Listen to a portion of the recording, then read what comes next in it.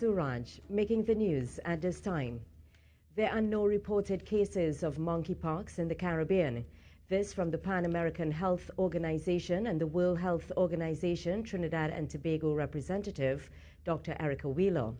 Dr. Wheeler, who was amongst the panel at Wednesday's COVID-19 weekly update, said as of May 24, 2022, there are 158 confirmed cases of monkeypox and 117 suspected cases in 19 non-endemic countries.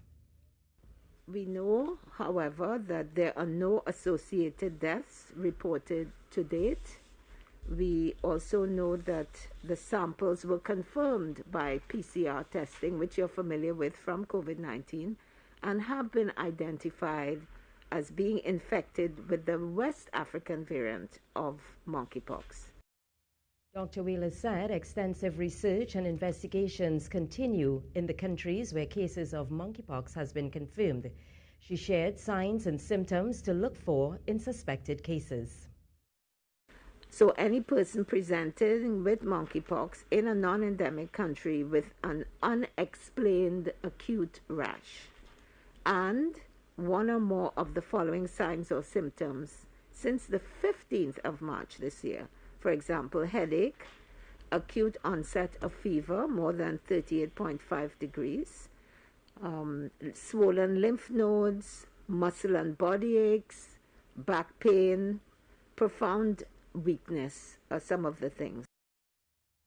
Investigations are ongoing into the tragic circumstances surrounding the death of a Venezuelan migrant baby on February 6, 2022, while in Trinidad and Tobago waters. This, according to Minister of National Security Fitzgerald Hines, in response to oral questions in the Senate sitting on Wednesday. It is not possible at this time, Madam President, to accurately predict the time frame within which these investigations would be completed. However, I am assured that they are being promptly proceeded with and is expected to be completed as soon as practicable. The minister explained that the Trinidad and Tobago Police Service and Defense Force are spearheading the investigations. However, Minister Hines noted that he was restricted in responding to questions regarding the use of force by the Trinidad and Tobago Coast Guard during the incident. The actions of the Trinidad and Tobago Coast Guard and the circumstances involving the unfortunate death of a migrant child within Trinidad and Tobago's territorial waters are referenced in a pre-action protocol letter issued to the Minister of National Security in February 2021. And as such, and in consequence, it would be inappropriate for me to comment further in this forum on that matter. Switching to sports. Colin Kaepernick has trained with the Las Vegas Raiders as he aims to return to the NFL, according to reports in the United States. The 34-year-old protested against racial injustice by taking a knee during the national anthem before San Francisco 49ers game in 2016. Quarterback Kaepernick has not played professionally since opting out of his contract that year. ESPN and the NFL Network said he took part in a Raiders tryout on Wednesday. In October 2017, Kaepernick filed a grievance against NFL owners because he believed teams were conspiring to not hire him because of his protests. That grievance came to a settlement in February 2019. Raiders owner Mark Davis said last month that he would welcome Kaepernick with open arms and that he deserves every chance in the world to become a quarterback in the NFL again. And that was the latest news to the hour. I am Roxanne Suraj. Good morning, everyone.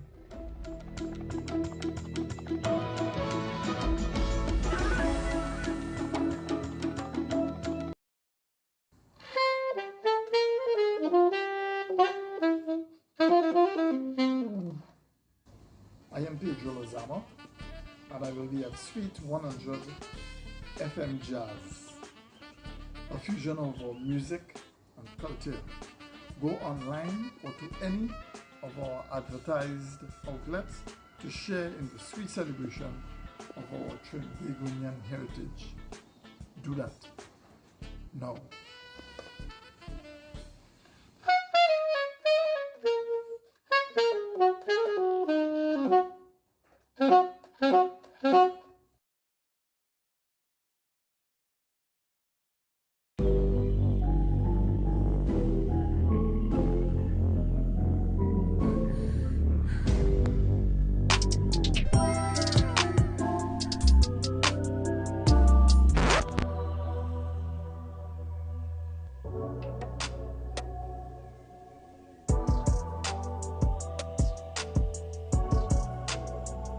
Don't make them ask. Wear your mask.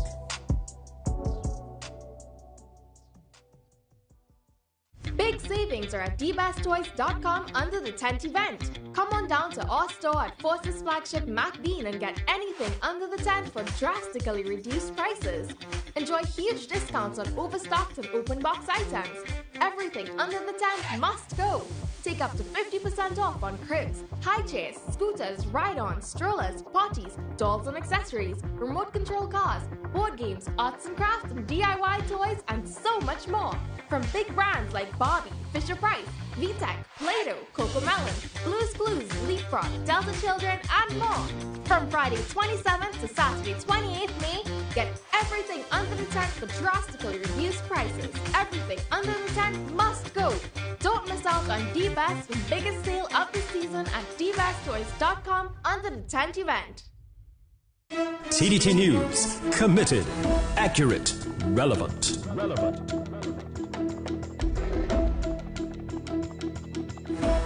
One incident, two strangers. The stories of other Clan Zoya will change after this phone call. Pepana.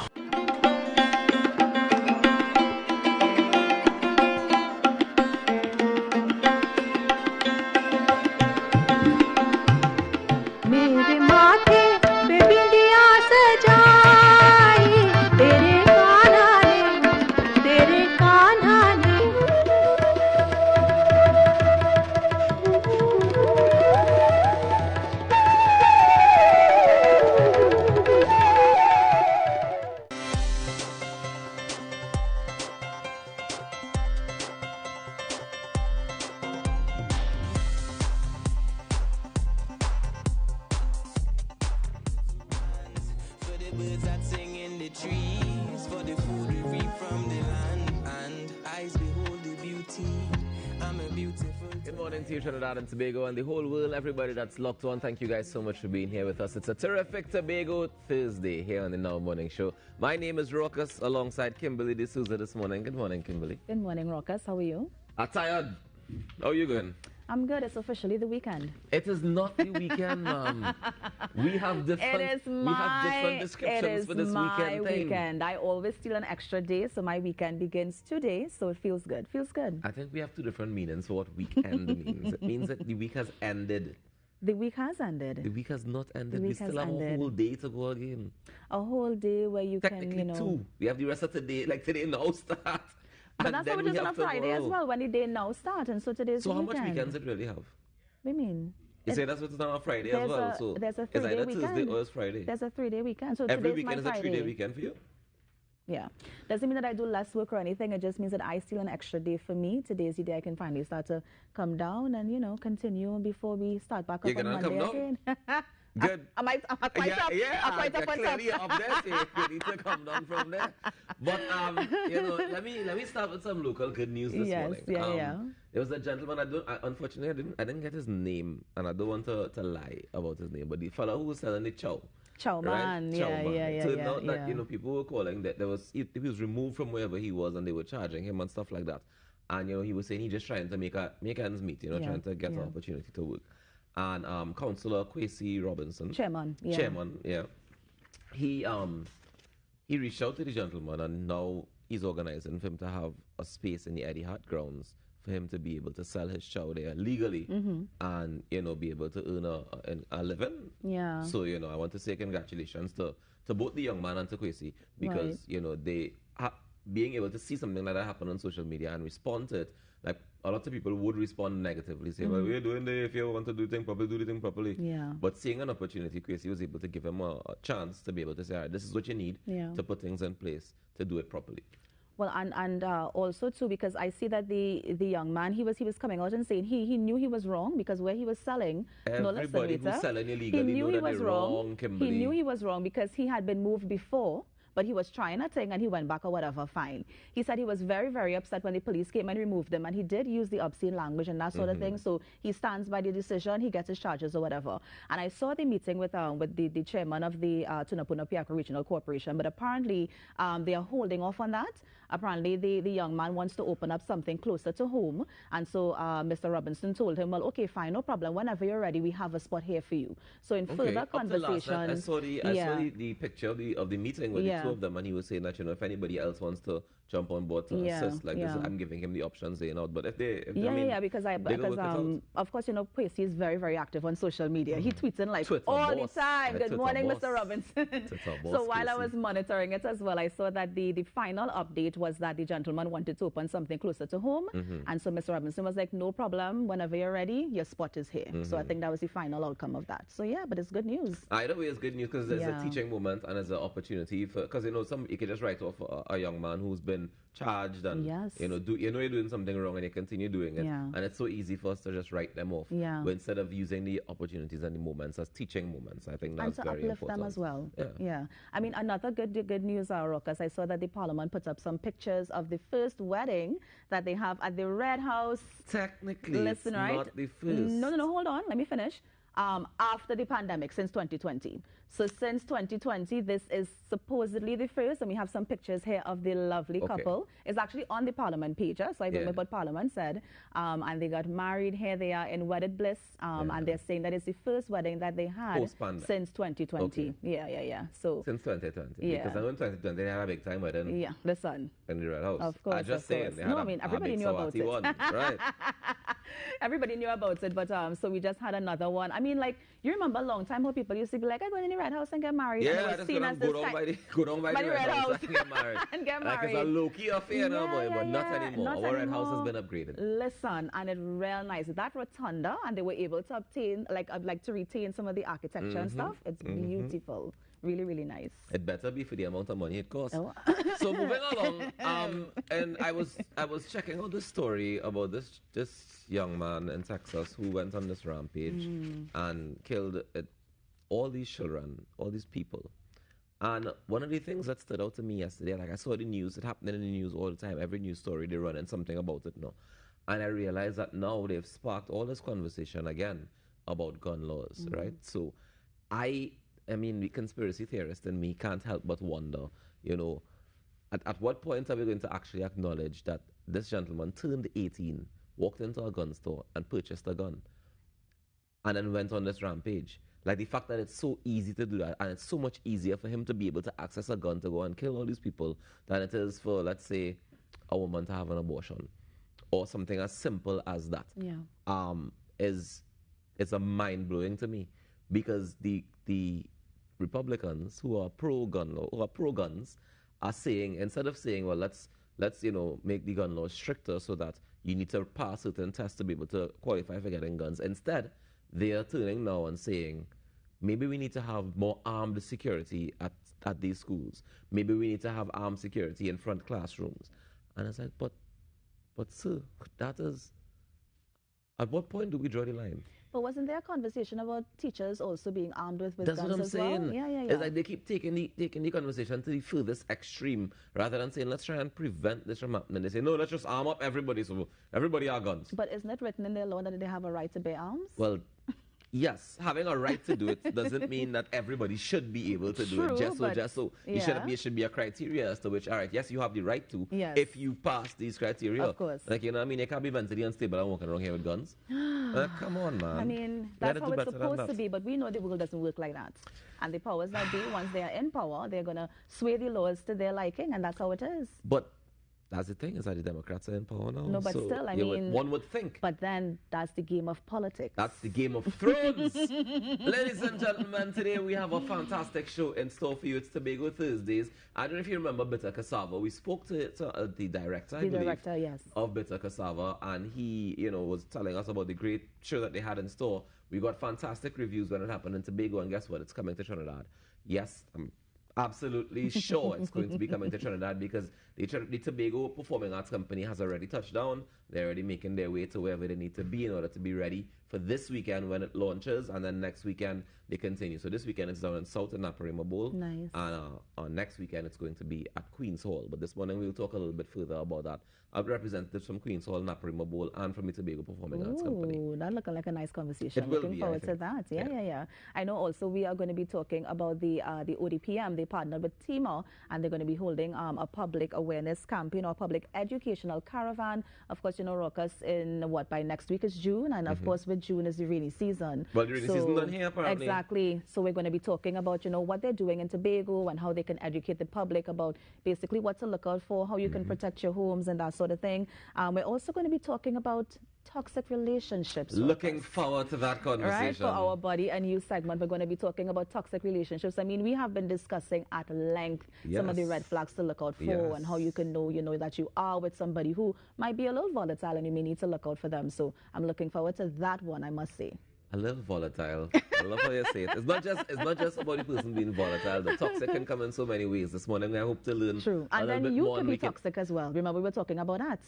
I find you say it and you point at me in a kind of way. And I meant that lovingly, Raucous. It's Tobago Thursdays. This morning we're going to kick off the show, though, with a conversation about home care. Yeah. And what does that mean, how we can better improve it, especially in light of all these reports that are now circulating from 1990, whenever. And, making their way around, everybody saying, well, this has been the situation since then. It hasn't changed very much. Maybe we can find out how we can do our part to change it and what that change actually means and what it might actually look like. Plus, this morning, let me apologize, first of all. Yes. For the last couple of days, we've been trying to give away tickets for Sweet 100's jazz event coming up next weekend. And, we forgot to plug in the phone. I love how lovely you say that.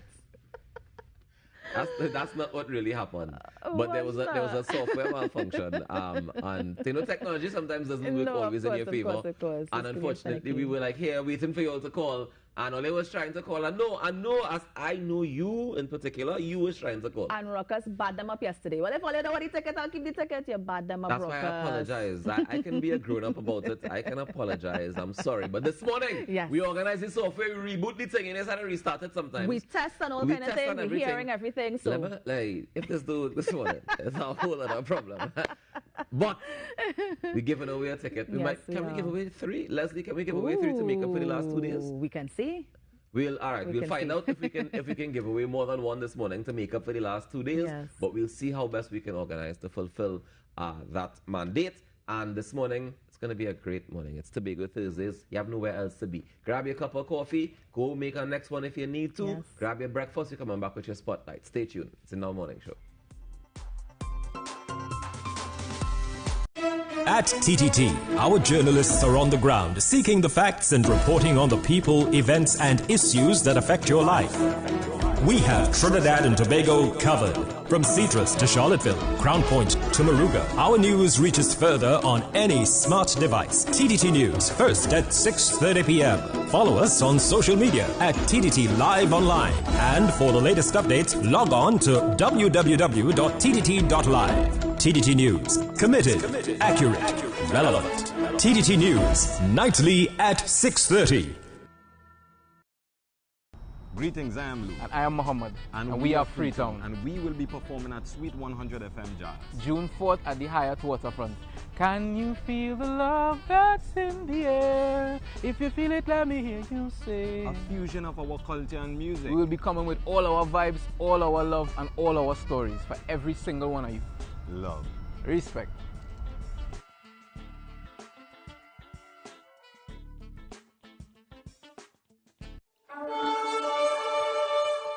People of God, I invite you to join me on Know the Truth, a Christian faith program dedicated to bringing the truth of the Bible. The truth that will heal your soul, that will help you in everything in your life, because the truth is needed. So join me on Saturday, 8:30 a.m. and on Sunday, 10:30 p.m. I am Pastor James, right here on TTT.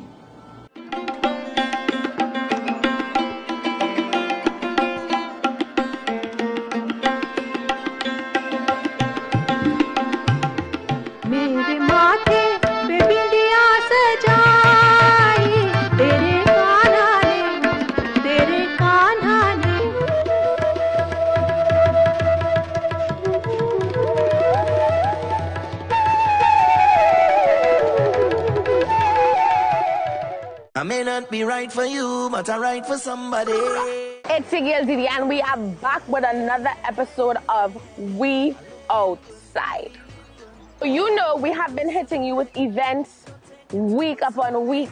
Greatness happening, and it continues to happen. I may not be right for you, but I'm right for somebody. Yeah, yeah, yeah, yeah, yeah, yeah, yeah, yeah, yeah, yeah, yeah, yeah, yeah. I'm looking good, I'm feeling good, I'm real good, I'm real.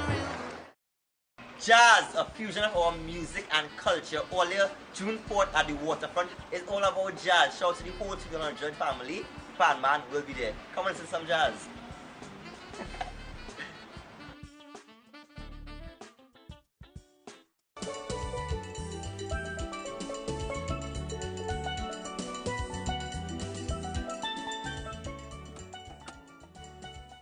Thank you for staying with us here at the Now Morning Show. It's just about 21 minutes after 6 o'clock. This morning, we're going to shine a spotlight on the expectations of a good care home with Kimberly D'Souza. Stay tuned. It's Spotlight on.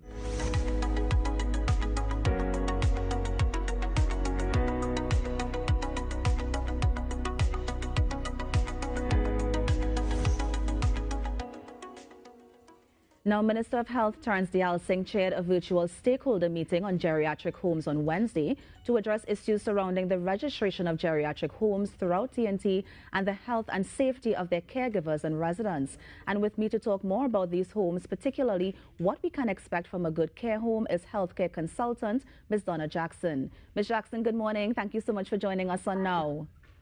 Hi, good morning. Good morning. It's great to be here. Great to have you. Now, Ms. Jackson, when we discuss care homes, are we only talking about the one for geriatric residents, or do we include the children's homes as well? No, we're only discussing the ones for older people, for elderly people. Nice. And certainly for myself, obviously, that's my main role in the United Kingdom, although I've lived in Trinidad and Tobago for some time, and I also do back and forth.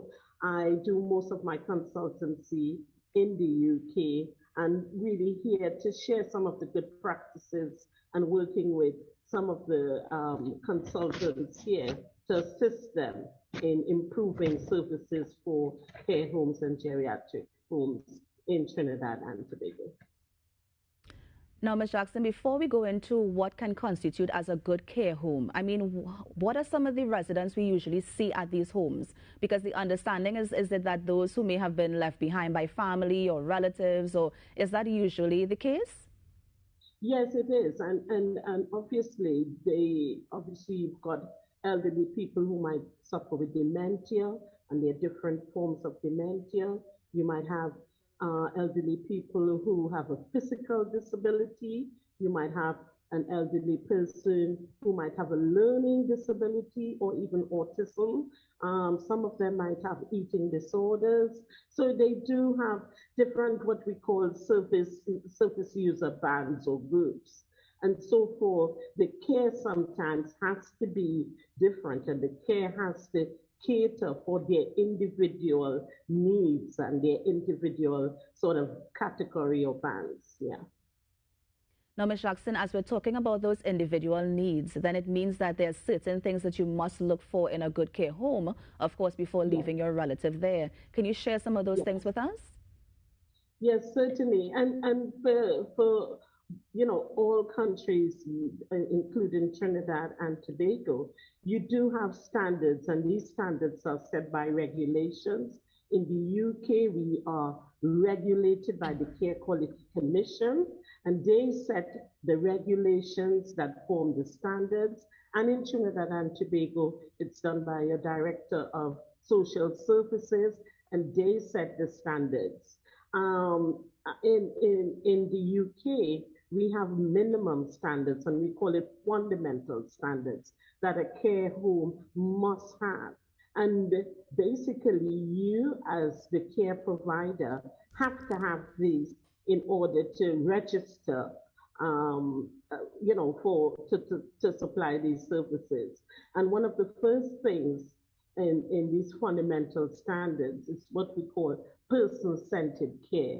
And that care is around that individual need. So basically, we do an assessment and we identify what their needs are so that we can cater for it. And in there also giving them preferences, so finding out what their preference, what their likes are, what their dislikes are. And also just so that we can, for instance, devise a care plan that is suitable for them.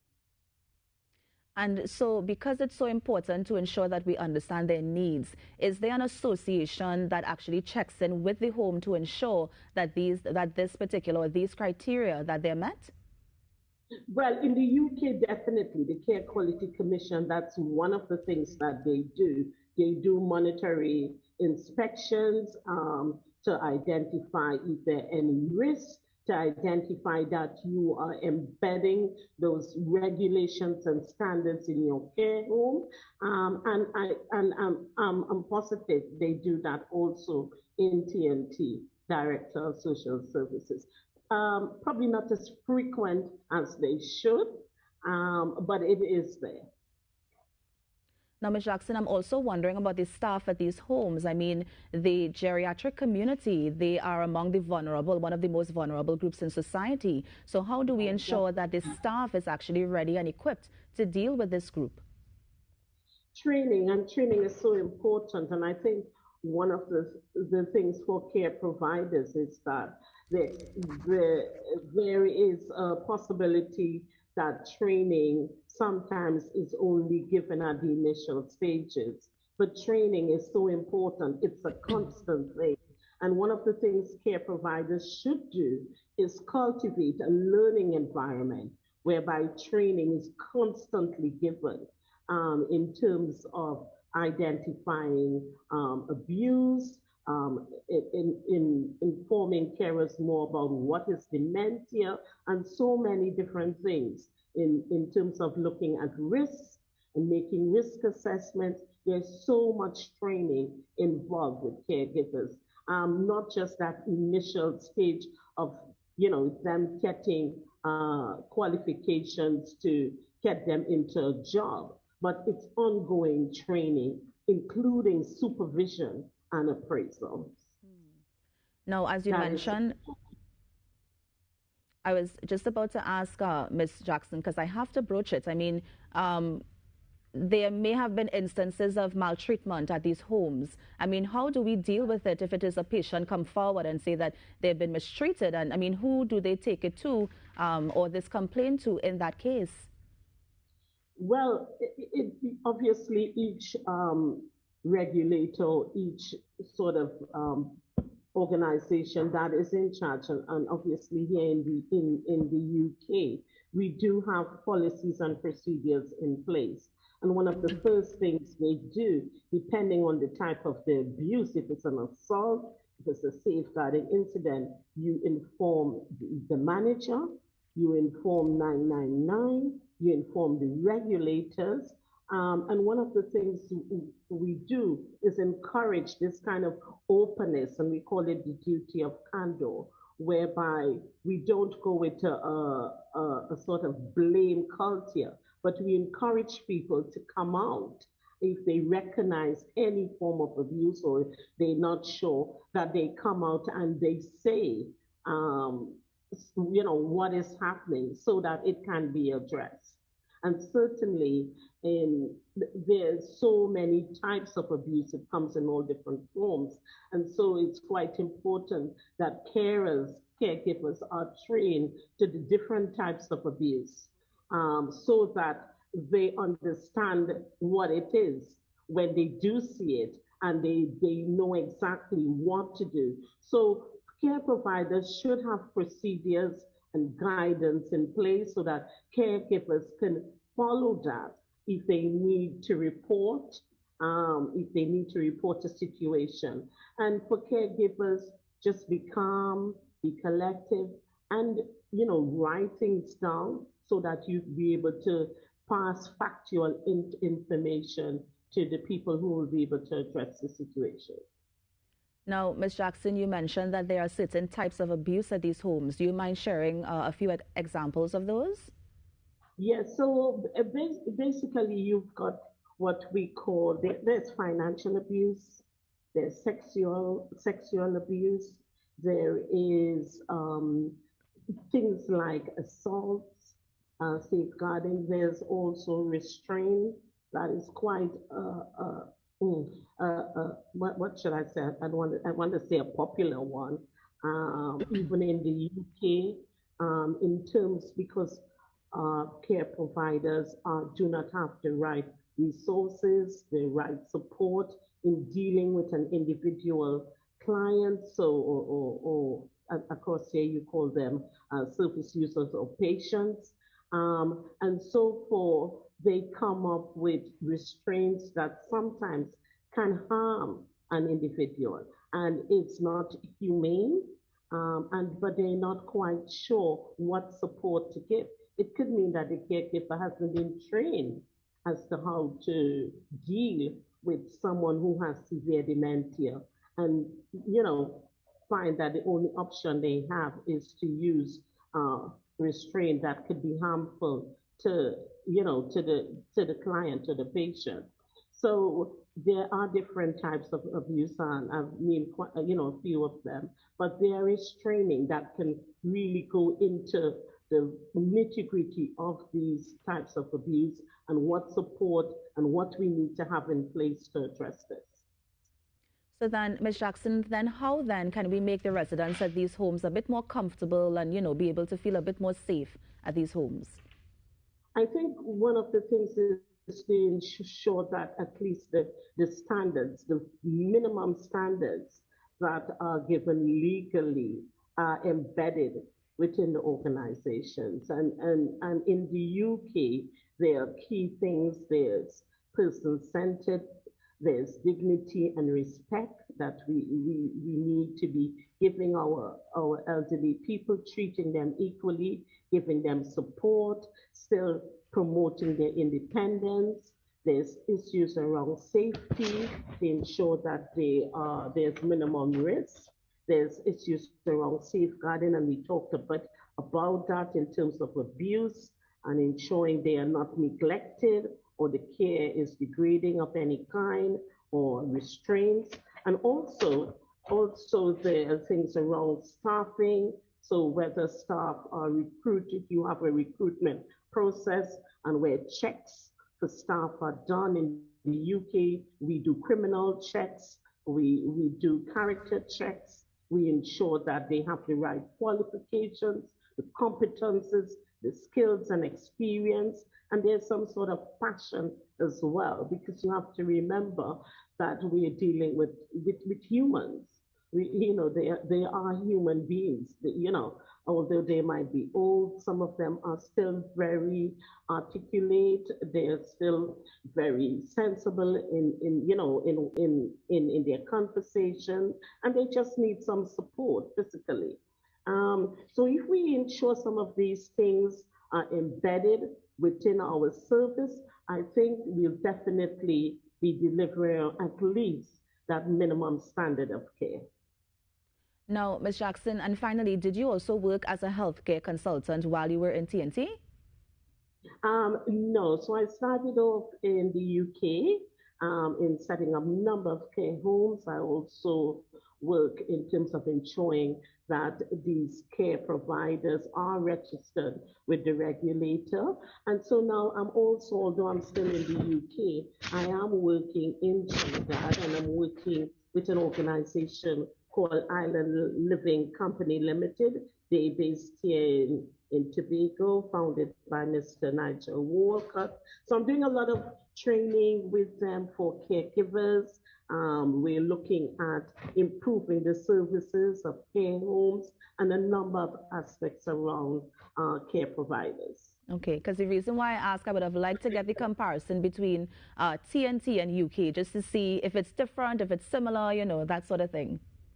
Yeah, it is different. In the UK, you know, they're very much in depth. They do things in more detail. I think things are more consistent in terms of the inspection process.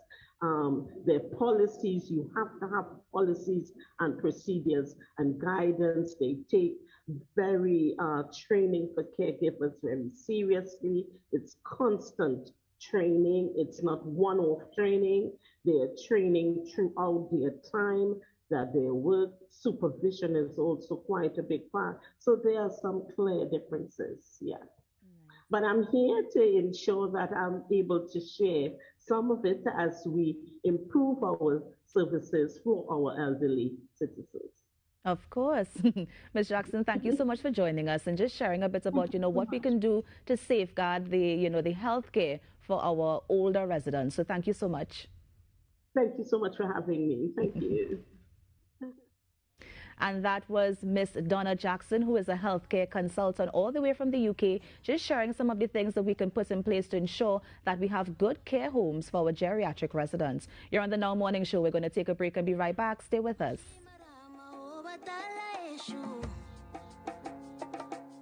They know the ball is you. Big savings are at dbesttoys.com under the tent event. Come on down to our store at Forces Flagship MacBean and get anything under the tent for drastically reduced prices. Enjoy huge discounts on overstocked and open box items. Everything under the tent must go. Take up to 50% off on cribs, high chairs, scooters, ride-ons, strollers, potties, dolls and accessories, remote control cars, board games, arts and crafts, and DIY toys, and so much more. From big brands like Barbie, Fisher-Price, VTech, Play-Doh, Cocomelon, Blue's Clues, Leapfrog, Delta Children, and more. From Friday 27th to Saturday 28th May, get everything under the tent for drastically reduced prices. Everything under the tent must go.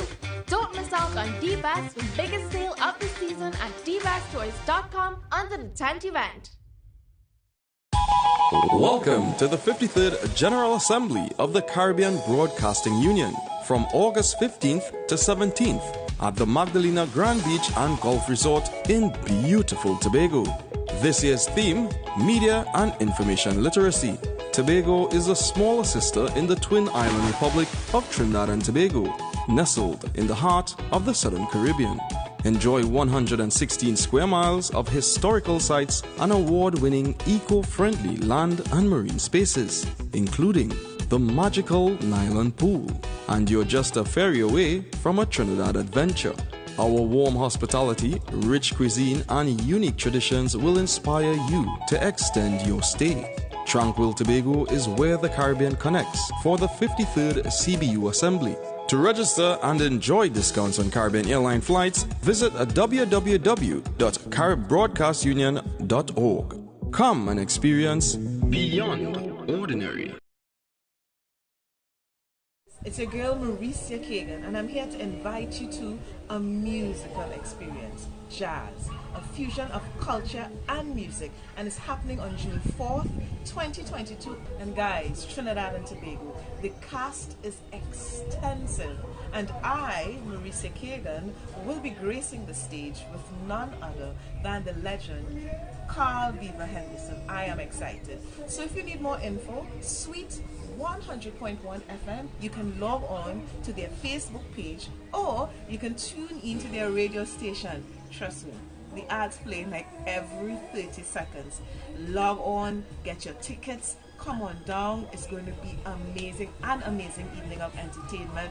Get your tickets now. Jazz, a fusion of culture and music happening on June 4th, 2022. I can't wait to see you guys. I'll be there. See you soon. Get your tickets now.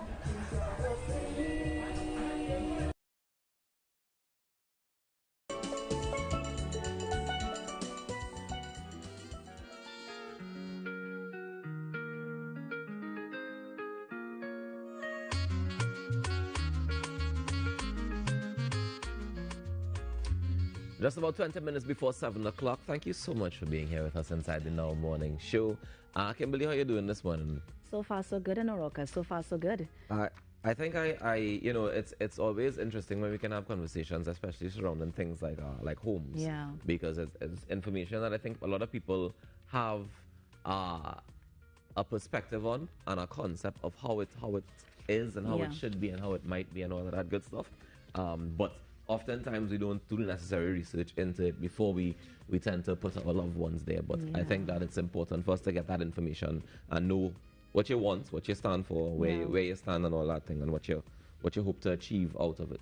One of the interesting things, because I remember she mentioned the abuse, and one of the interesting things she mentioned, Rokas, was financial abuse. And I forgot about that actually people do come, these scam artists do come to these homes, and they offer these elderly people to just sell them dreams, and it's really just to rob them of it. But sometimes it's not only these scammers, sometimes it's family members who are doing it as well. Exactly. And I think that the homes do have a responsibility to be able to say, well, let's monitor, so that whenever you're having those sort of conversations, they have somebody there to monitor and make sure that it's in the best interest of the person, or at least it's fair, or whatever the case is.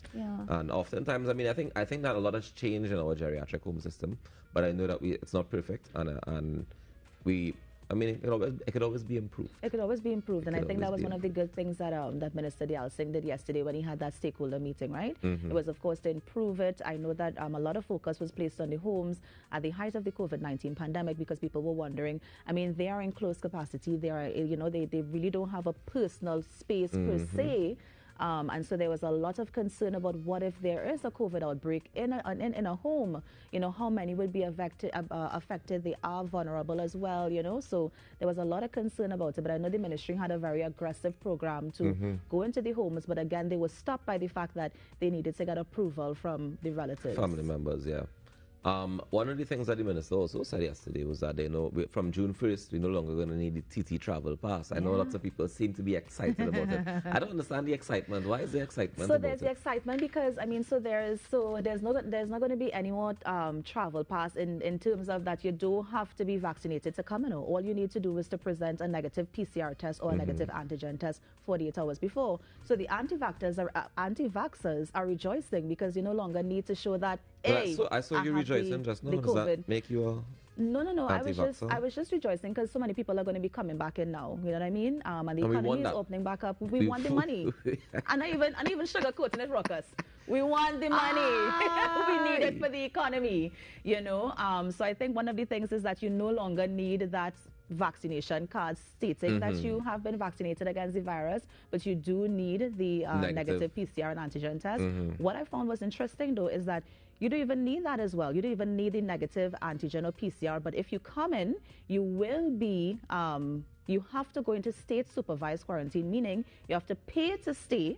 If you don't have the negative PCR and antigen test. And then when you come down here, you have to get it before we allow you to leave. So you could board the flight, you could come in, no problem, but you better go in state supervised quarantine, which means you have to pay for it. And during that time, we're only going to allow you to leave once you get that negative PCR or antigen test. That part has been in place since before. That's in place all now, where when you come in, if you don't present the card, test or the vaccination card, and if you're a citizen of Trinidad and Tobago and you don't present a vaccination card, you have to go into state supervised quarantine. It should cost you a cool $6 to $10,000. Yes, it depending can. on how long you're depending on there. how long you stay. Yeah. So but some people who did not need to worry about that because they came from Tobago, is it Tobago Performing Arts Company, and they're here in Trinidad to be able to present to us their version of bitter cassava. And I've gotten rave reviews about it, and I look forward to them presenting it to us this weekend and next weekend. We started the Naparima Bowl this weekend, and ironically, Naparima Bowl is celebrating their 62nd anniversary, while Queen's Hall is celebrating their 60th anniversary. Something is going on with the 60s. We are celebrating our 60. Everybody's celebrating 60. But when the country came into fruition, all these things would have happened and launched and all that good stuff, right? Good things. So this morning, I want to welcome the CEO, actually, of the Tobago Performing Arts Company, Mr. Elvis Rajman, as well as Colin Kaepernick of Queen's Hall and Marlon DeBeek of Naparima Bowl. Good morning, and thank you guys so much for joining us on the Now Morning Show. Good morning. Good morning. Hi. Good morning. All right. Let me start with the theaters. Let's start with you, Mr. DeBeek. How are you doing this morning? Congratulations. You guys are celebrating 62 years at the Naparima Bowl. Actually, it's 60 years we're celebrating at the Naparima Bowl. Oh, y'all are 60. We're 60 years. All right. And we opened Naparima Bowl. Yes, the other way around. All right. Sorry about that. Naparima Bowl celebrates its 60th anniversary this year. We opened 1962, August 27, which was just 4 days before we became independent in Trinidad and Tobago. So it's a big deal for us. Bowl has been really pushing through, and to have the Tobago Performing Arts Company here in Trinidad doing Bitter Cassava, which is a very popular piece, as you know, by Dr. Ifiba Wilkinson. Yeah. It is an absolute pleasure to have this company in the Bowl as its first performance in Trinidad at Naparima Bowl. You know, I must say that. You know, I must say that, Colin, right? Yes, we understand that. We're really happy. We celebrate with all the actors, all the performers, everyone behind this wonderful company. They arrived in Trinidad yesterday, and they had their first sort of orientation and feeling out the space yesterday. Some of them is back home for them because they are they're in Trinidad, they're from Trinidad, the island, and they've been at the Bowl before. But we were happy to welcome the entire company, and really looking forward to seeing a wonderful production this weekend. Nice. And Colin Cameron, so 62 for Queen's Hall. 63rd actually, because we opened in 1959, June 4th, 1959. Okay. So we are just a week away from our anniversary. Nice. Well, congratulations on that one time in advance. Tell me, I know Marlon said he's happy to be the first in Trinidad to be hosting the Tobago Performing Arts Company for Bitter Cassava. But we can also say that we saved the best for last, you know, in terms of they coming to Queen's Hall afterward to do the... Definitely, we see it as the grand finale, as we are the grand dam. So we have no problem with that at all. Oh my God! It's all good. I have to make sure it stay balanced, make sure it stay balanced. Mr. Rajman, how are you doing this morning? I know that you guys have touched down in Trinidad and you're excited to have this run. I am good. We're excited. The Tobago Performing Arts Company, we're excited to be here in Trinidad. Of course, as Marlon would have said, we're excited to be down at the Naparima Bowl, and of course, we will grace the Queen's Hall with our presence on the weekend of the 3rd and 4th. So we're just happy to be here and share all that we have to share from Tobago in regards to what this company has to offer. And Bitter Cassava, we started this work, we presented this work over the Easter weekend in Tobago, and it just went like wildfire. Every show sold out. We had to turn people back at the door. It was a bit kind of saddening to have people leave, but nevertheless, it showed the kind of interest in theater and in performing arts at this point in time. So we're happy to share this now with our Trinidad brothers and sisters. And we look forward to seeing it. It's happening this weekend at Naparima Bowl. Marlon, is it inside or outside? It's in the auditorium, yeah. It's inside in the auditorium. Now, indoor auditorium, yeah.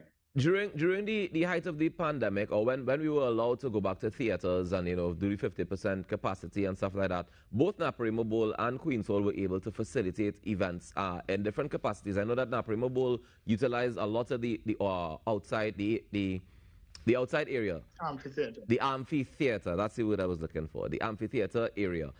Tell me about the recovery strategy when it comes to events and theatrical productions post-COVID. I think this is actually one of those strategies, and the ministry has kind of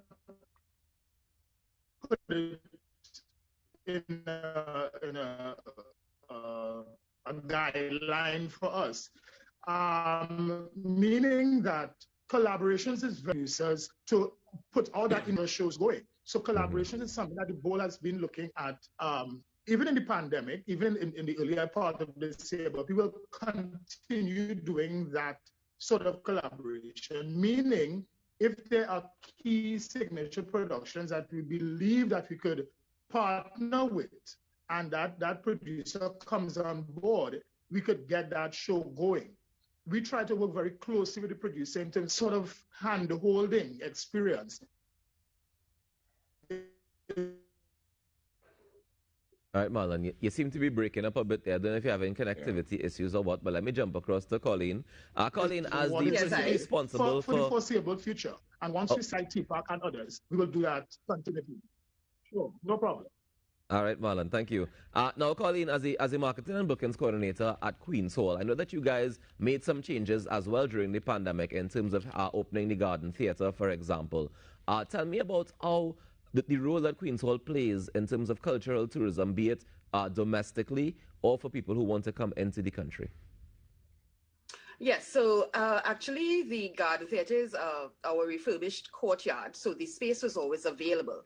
And when our new general manager as well as the new board came in, they saw this particularly within what was happening, because of what was happening with the pandemic. They saw it as a way of extending the offerings that we have to producers and to our patrons as well, in terms of having this outdoor feature that can offer what we call dinner theatre. So it's an outdoor setting. And in terms of the tourism aspect of it, we see it as actually working within when the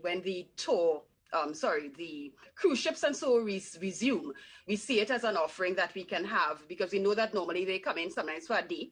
So that we see it as an offering that we can have a special production, whether during the day or the afternoon, that is geared towards those tourists, as well as any business tourists that come into the island at any point in time. So we do see it as part of, and as even our general manager would say, we see it as an extension of even the Magnificent Seven. So we can be the Magnificent Eight, so that when you're making a tour of Port of Spain, you know, there's a city tour of Port of Spain, that the Queen's Hall, especially as it's a historic and iconic building, can be part of that offering to guests as well. It can be somewhere where you can be refreshed and also view local theatre in its natural habitat at its root. So we see it as a win-win, but both for producers in giving them another option, as well as for our visitors, local and foreign visitors. Thank you so much, Colin. Now, Mr. Rajman, what are the challenges that you guys would have faced in attempting to move this production from Tobago to Trinidad? Well, this production started off with challenges. Just in terms of how we would have started, where we'd have started to rehearse this production. We didn't have the ideal space at the time, given the fact that we had some issues and COVID. But we pushed through.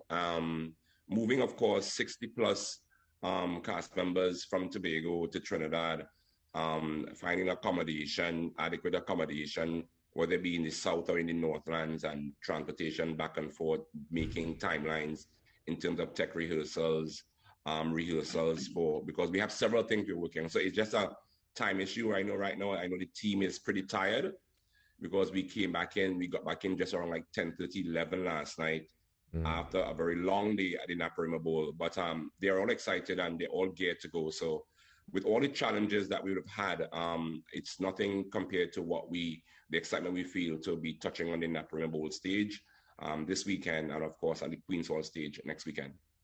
Mr. Rajman, before we wrap up, can you just give us the dates, the exact dates and the times, the start times for these shows as well, please? So this weekend, we're at the Naparima Bowl on the 28th and 29th, and the shows are 7:30 and 6:30 respectively. And of course, next weekend, we're at the Queen's Hall, and that's the 3rd and 4th, 7:30 both nights. But I just want to plug in here now. At Queen's Hall, we have an additional feature, which is called our Tobago Micro Market, because the Tobago House of Assembly is bringing all of Tobago, all good things to Tobago, from Tobago to Trinidad. So we have a taste of Tobago micro market, at Queen's Hall that runs from 4 p.m. to 10 p.m. daily, which is on the 3rd and 4th. So you're going to come and get all information about Tobago, about the hotels, what's coming up for the upcoming carnival season, the Tobago Heritage Festival season. So it's a season where you will know, it's a space where you learn all things Tobago and just be excited about what Tobago has to offer going forward. And we look forward to it. I want to thank you all so much for joining me this morning, and congratulations on all the best for the next 2 weekends coming up. Thank you. Thank you very much. Thank you. Not a problem. That's Marlon De Beek, the operations manager at the Naprimo Bowl. I think he was the first to fall off there just now. Also, Colin Cameron, who is the marketing and bookings coordinator at Queen's Hall. And, of course, the CEO of the Tobago Performing Arts Company, Mr. Elvis Rajman, joining us to share that Bitter Cassava is here in Trinidad. It's happening at Naprimo Bowl this weekend at Queen's Hall. Next weekend, get your tickets for it. Now it's going to be a show you do not want to miss. We'll take a break and we come back with more in our morning show. Stay tuned. Trinidad and Tobago, get ready for the ultimate musical experience. Saturday, June 4th, the Port of Spain International Waterfront, Sweet 100.1 FM brings to you Jazz, a fusion of our music and culture. Introducing performances by Pedro Lazama, Joshua Regrello, Nyla Blackman, and Soca. Sharada Patissar with a tribute to her father, Mangel Patissar. Introducing Adrian Kong, called Beaver Henderson, featuring Kay Allen and Mauricia Kagan. Freetown Collective, Patrice Roberts and the A-Team Band. The Boss, King David Rudder. And the Queen of Bacchanal, Destra. Limited advance tickets now, $500. Premium drinks inclusive. Dress code, you must wear white. To purchase tickets, log on to www.islandetickets.com. No credit card, no worries. Stay tuned to Sweet 100 and follow us on Facebook and Instagram for ticket outlet details. Jazz, a fusion of our music and culture. Brought to you by the #1 adult contemporary station in Trinidad and Tobago. Sweet 100, powered by Digicel. Digicel, better together. Unicot, signed, sealed, delivered. And the TDT Limited Media Network. This is Jazz. Big savings are at dbesttoys.com under the tent event. Come on down to our store at Forces flagship MacBean and get anything under the tent for drastically reduced prices. Enjoy huge discounts on overstocked and open box items. Everything under the tent must go. Take up to 50% off on cribs, high chairs, scooters, ride-ons, strollers, potties, dolls and accessories, remote control cars, board games, arts and crafts, and DIY toys, and so much more. From big brands like Barbie, Fisher-Price, VTech, Play-Doh, Cocomelon, Blue's Clues, Leapfrog, Delta Children, and more. From Friday 27th to Saturday 28th May, get everything under the tent for drastically reduced prices. Everything under the tent must go. Don't miss out on D-Best's biggest sale of the season at dbesttoys.com under the tent event.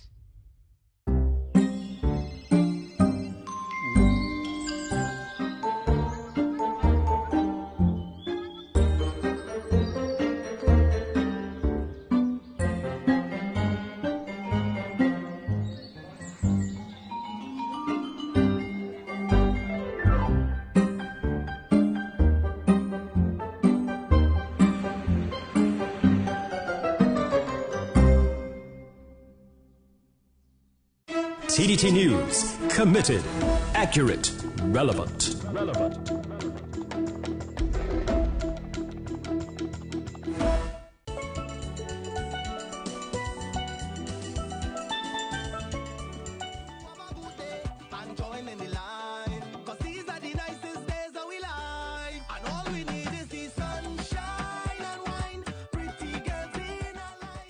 Welcome back to the Now Morning Show. It is Tobago Thursday. I'm Kimberly D'Souza. Now, June is fast approaching, and with it comes the rainy season. And the Office of Disaster Preparedness and Management has partnered with the Tobago Emergency Management Agency, and they're actually discussing a public education caravan in Tobago. So joining me on set is actually Mr. Anwar Baksh, who is the Planning and Development Officer at the ODPM. And I also have on Zoom the Training Officer at TEMA, Mrs. Melissa Yearwood-Jack. So, of course, good morning, Mr. Baksh, and Melissa, I hope you can hear me. Good morning as well. I'm hearing you clearly. Good morning. Good morning.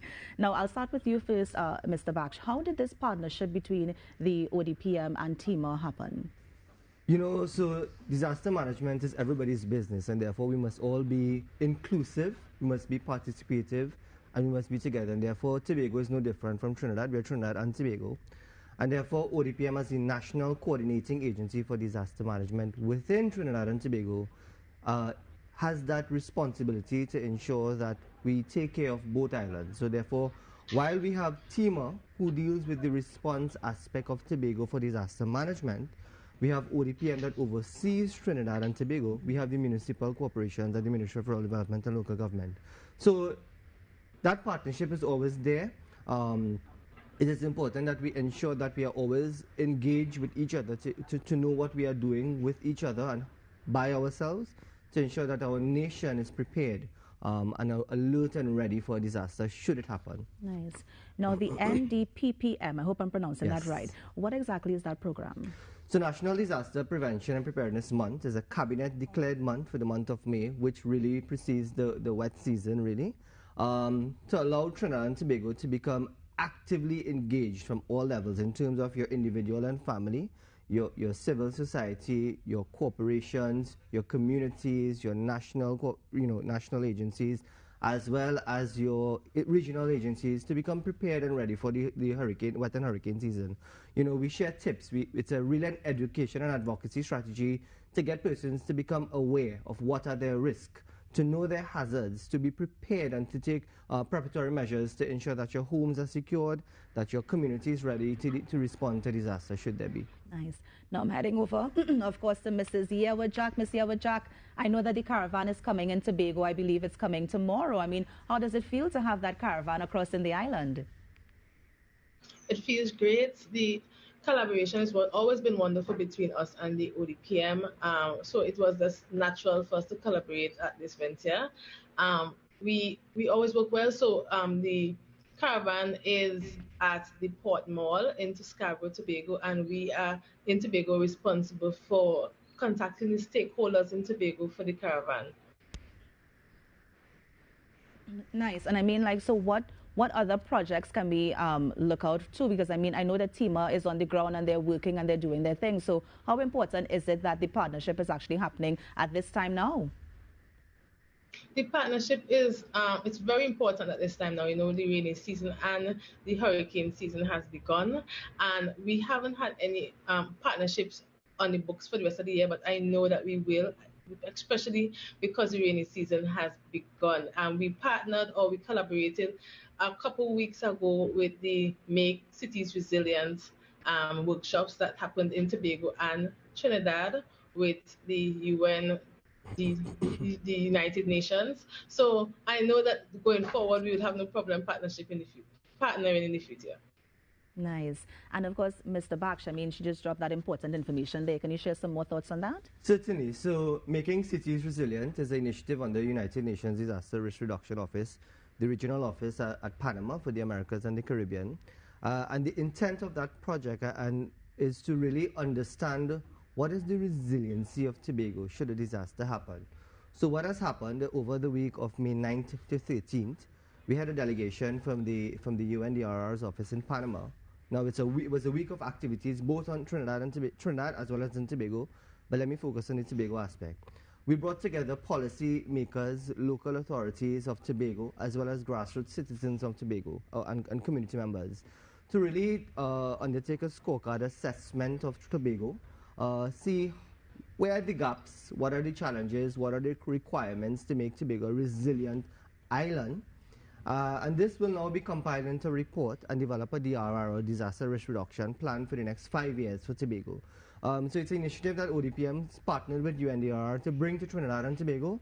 And then, of course, because we have that responsibility for both islands, we said let's pilot it in Tobago.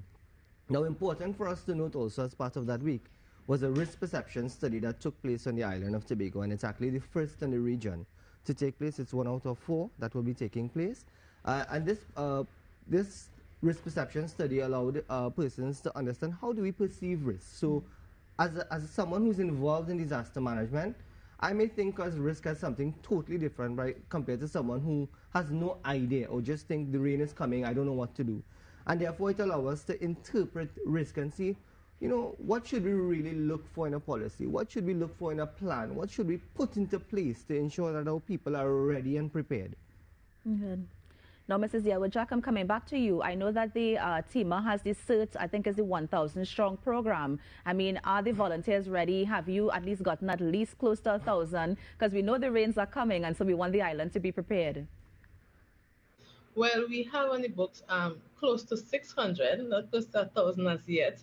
We have trained about 300 persons in various areas in disaster management, basically basic disaster management preparedness in our incident command system. We had them training out in our Tobago disaster management crisis platform. We gave them a little training in radio communications, as well as minor equipment that they may use in the field, for example, chainsaws and generators. So about 300 or so were trained thus far. Nice. So the island of Tobago is ready should those torrential rain come? Yes. That's good to hear. Now, Mr. Baksh, I'm coming back to you. What other programs does the ODPM have just to prepare the country for what we are gearing up for by next week? So ODPM is continuously working. You know, while we focus on NDPPM, and allow me just to go back to say that this caravan in Tobago really brings together not only ODPM and TEMA, but it's a caravan that allows for persons all involved at society levels from different groups. So Trinidad Tobago Met Service, Trinidad Tobago Fire Service, National Commission for Self-Help. These people will be available to bring to the population and to the public information that are pertinent and that people are required to have, but they don't go forward to get it. And this is something that has been happening throughout the entire month of May. We had San Fernando, we had Port of Spain, we've been in Pinal, we've been to Carnage, we're going to Sangre Grande. So I hope to see you, if not in Tobago, Friday. Because, you know, this afternoon we go across to Tobago for tomorrow's event, and then we come back for Saturday's event in Sangre Grande. So I hope to see you in one of those.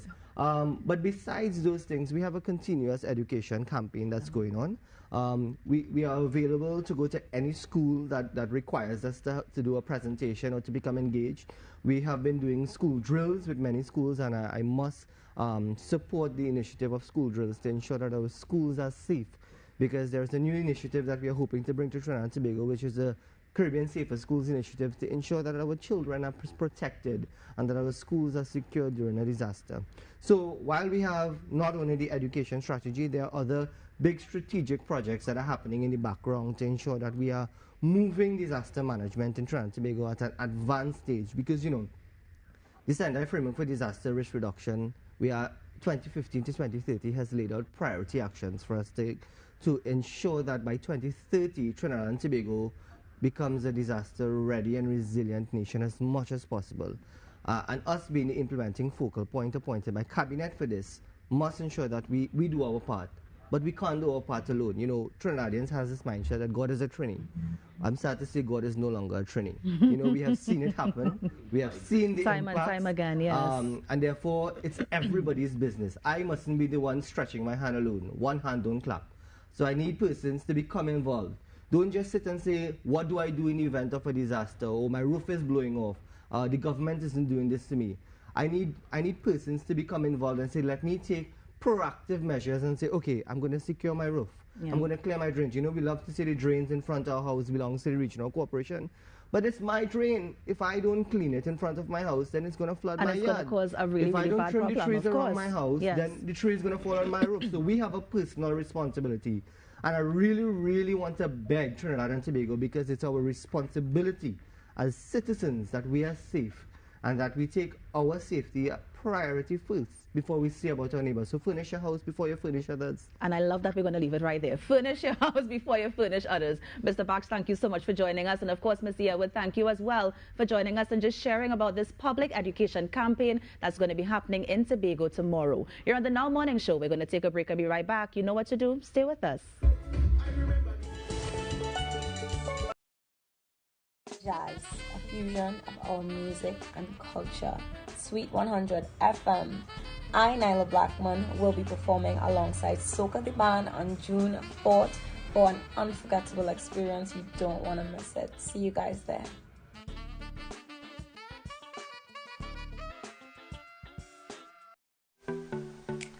The Dunamis Experience is a weekly presentation of the Montrose New Testament Church of God. It is Central Trinidad's fastest growing Pentecostal church. Here the Lord Jesus Christ is glorified and the congregation edified. Pastor Hussein's weekly messages are powerful and anointed. Why not visit us and experience the difference in our worship services? Our church is committed to building your faith, your family, and your future.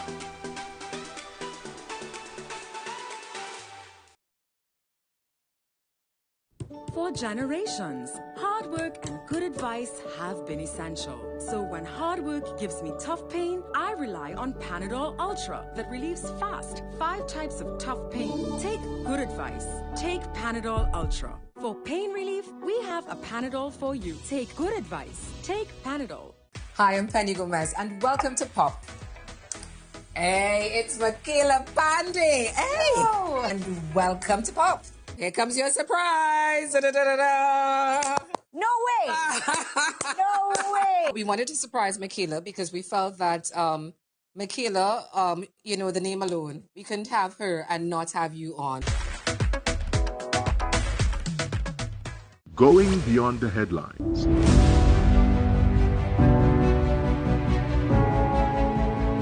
Asking the questions you want answered. Exploring government policies and how they impact you. We are Delving Deeper. Join TTT this Thursday at 6 p.m. for Delving Deeper with Minister the Honorable Marvin Gonzalez. One incident, 2 strangers. The stories of Aditya and Zoya will change after this phone call. Pepana.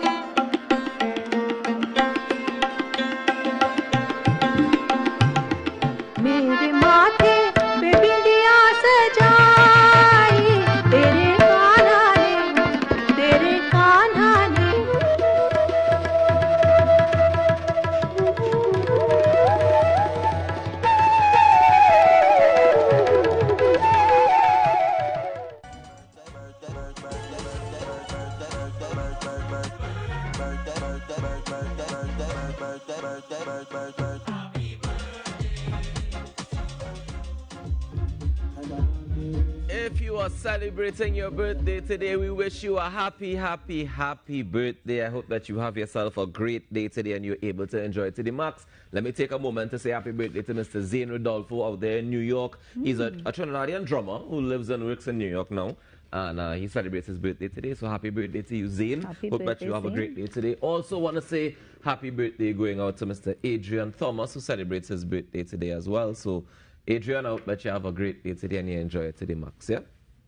Ruckus, I have absolutely no birthdays today. I relied on Facebook to help me and nobody came up at all. Let me say happy belated birthday. Let me say happy belated birthday as well going out to Mr. Collis Durante, who celebrated his birthday yesterday. Okay. Yesterday was also Basdio Pandey's birthday as we know. So happy belated birthday to you as well, Mr. Pandey. And to everybody else who celebrated yesterday. Yesterday was a long list, boy. Maybe that's what happened. You did a break from yesterday. Yeah. I think so. But if you are celebrating a birthday today, happy birthday to you. I hope you have a great day. And even if it's not your birthday, I hope you have a great one. Yeah. Yeah. Ruckus, good news. I see that we have our Facebook friends back. They've been messaging and sending comments, and we see you. So all our Facebook loyals, and of course, if you're just joining us for the first time, welcome. Happy to have you.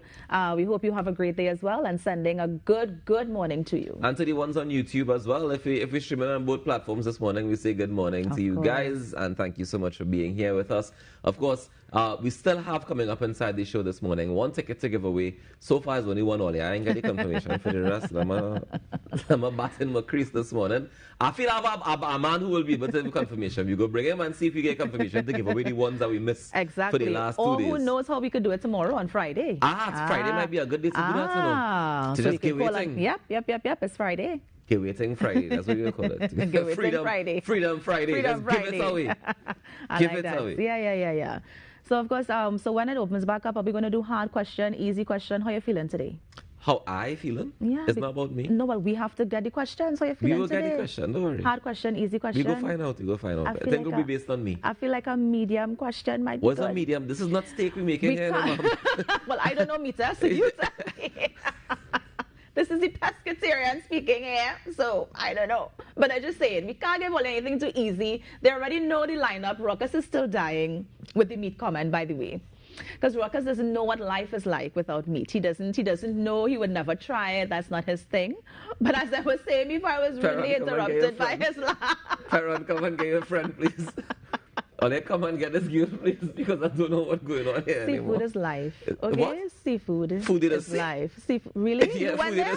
Yeah, no, Ruckus. I had a seafood diet too.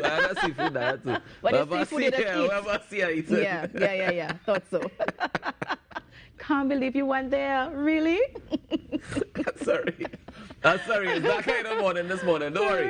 It's a great week that we're having here, and I think that's what it really boils down to. This morning we're gonna have some interesting conversations still to come about toxic relationships. Much like this one, I think. This is where I got the what's the face? Is the face that I went for? Is the face I was going for? That's like a wow, Ruckus. No, really? Is this? I don't know. What are the red flags, Kimberly? What do we look for? I mean, well, your major red flag is your name, Ruckus. I mean, we can't get any more. You can't get any more red flags than that. Shall we discuss your red flags, Miss Pescatarian? Who age we don't know yet? Let's discuss that red flag. You must never, it's impolite, Ruckus, to ask a woman her age. Didn't you know Ladies and gentlemen, we have so much in store for you on the Now Morning Show. I encourage you guys to stick around while I ignore Kimberly for a little bit longer, because we're going to be chatting about toxic relationships when we come back. Stay tuned.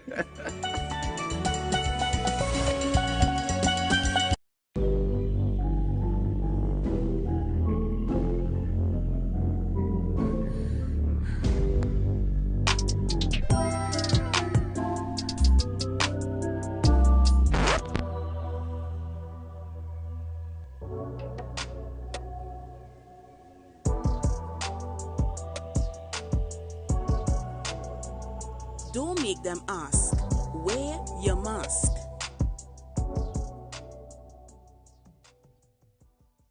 Big savings are at dbesttoys.com under the tent event. Come on down to our store at Forces flagship MacBean and get anything under the tent for drastically reduced prices. Enjoy huge discounts on overstocked and open box items. Everything under the tent must go. Take up to 50% off on cribs, high chairs, scooters, ride-ons, strollers, potties, dolls and accessories, remote control cars, board games, arts and crafts, and DIY toys, and so much more. From big brands like Barbie, Fisher-Price, VTech, Play-Doh, Cocomelon, Blue's Clues, Leapfrog, Delta Children, and more. From Friday 27th to Saturday 28th May, get everything under the tent for drastically reduced prices. Everything under the tent must go. Don't miss out on the best and biggest sale of the season at dbesttoys.com under the tent event. For Indian arrival, come be part of the NCIC's Indian Heritage Month with a 4-weekend calendar of celebrations featuring live shows and exhibitions. It all begins on Friday, May 6th with an evening of folk culture at 6 p.m. Then 5 p.m. Saturday shows. On May 14th, relax and enjoy lovely classical music. May 21st is a treat for local classical singing fans. May 28th, dance fills the stage. On the holiday Monday, May 30th, is the Grand Cultural Show, Journey of the Indentureds, and browse through the Heritage Exhibitions. From May 21st to June 6th, the NCIC's Indian Heritage Month at the Nagar Grounds. Free admission and parking.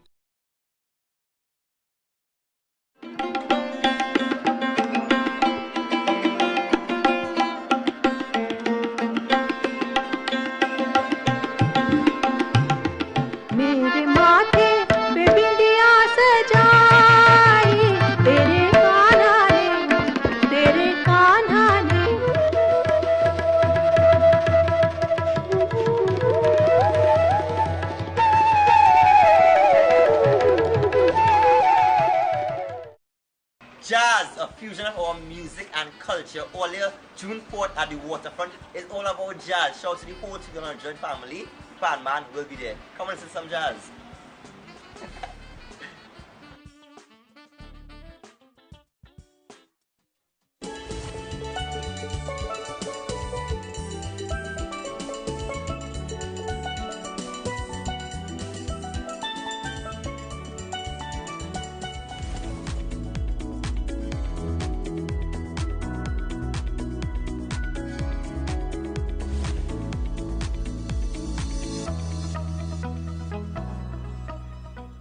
It's just about 19 minutes after the hour of 7 o'clock on this Thursday morning. You're on the Now Morning Show.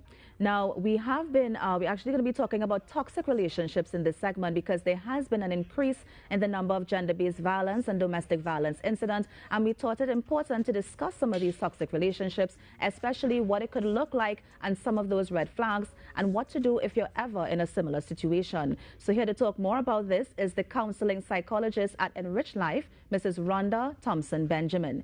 Mrs. Thompson-Benjamin, good morning. Thank you so much for joining us on Now. Good morning. Thank you so much for having me. Now, I mean, first of all, toxic relationship, right? We hear this thing, everybody toxic, you toxic, everybody toxic. But is there such a thing as a toxic relationship, and what does that look like? Well, when we speak about toxic relationships, we are really referring to a pattern of behaviors in relationships that can be harmful or abusive to one or even both parties in the relationships. Toxic relationships are marked by feelings of unhappiness, feeling misunderstood, demeaned, or attacked. And these negative patterns can be in various ways, and they can be physical, emotional, sexual, and even financial. So if you have feelings of unhappiness, you feel misunderstood in the relationship or even attacked, you may be in a toxic relationship. And is it as common as it appears to be? Toxic relationships are very common. The reason for that is sometimes we do not even understand that our behaviors are toxic. Sometimes we learn toxic behaviors through our primary relationships, through social media, friends and family. So it becomes normal to us that we do not understand that our behaviors are harmful or even abusive. So yes, it is quite common, even in Trinidad and Tobago. And what are some of those behaviors that we can look out for?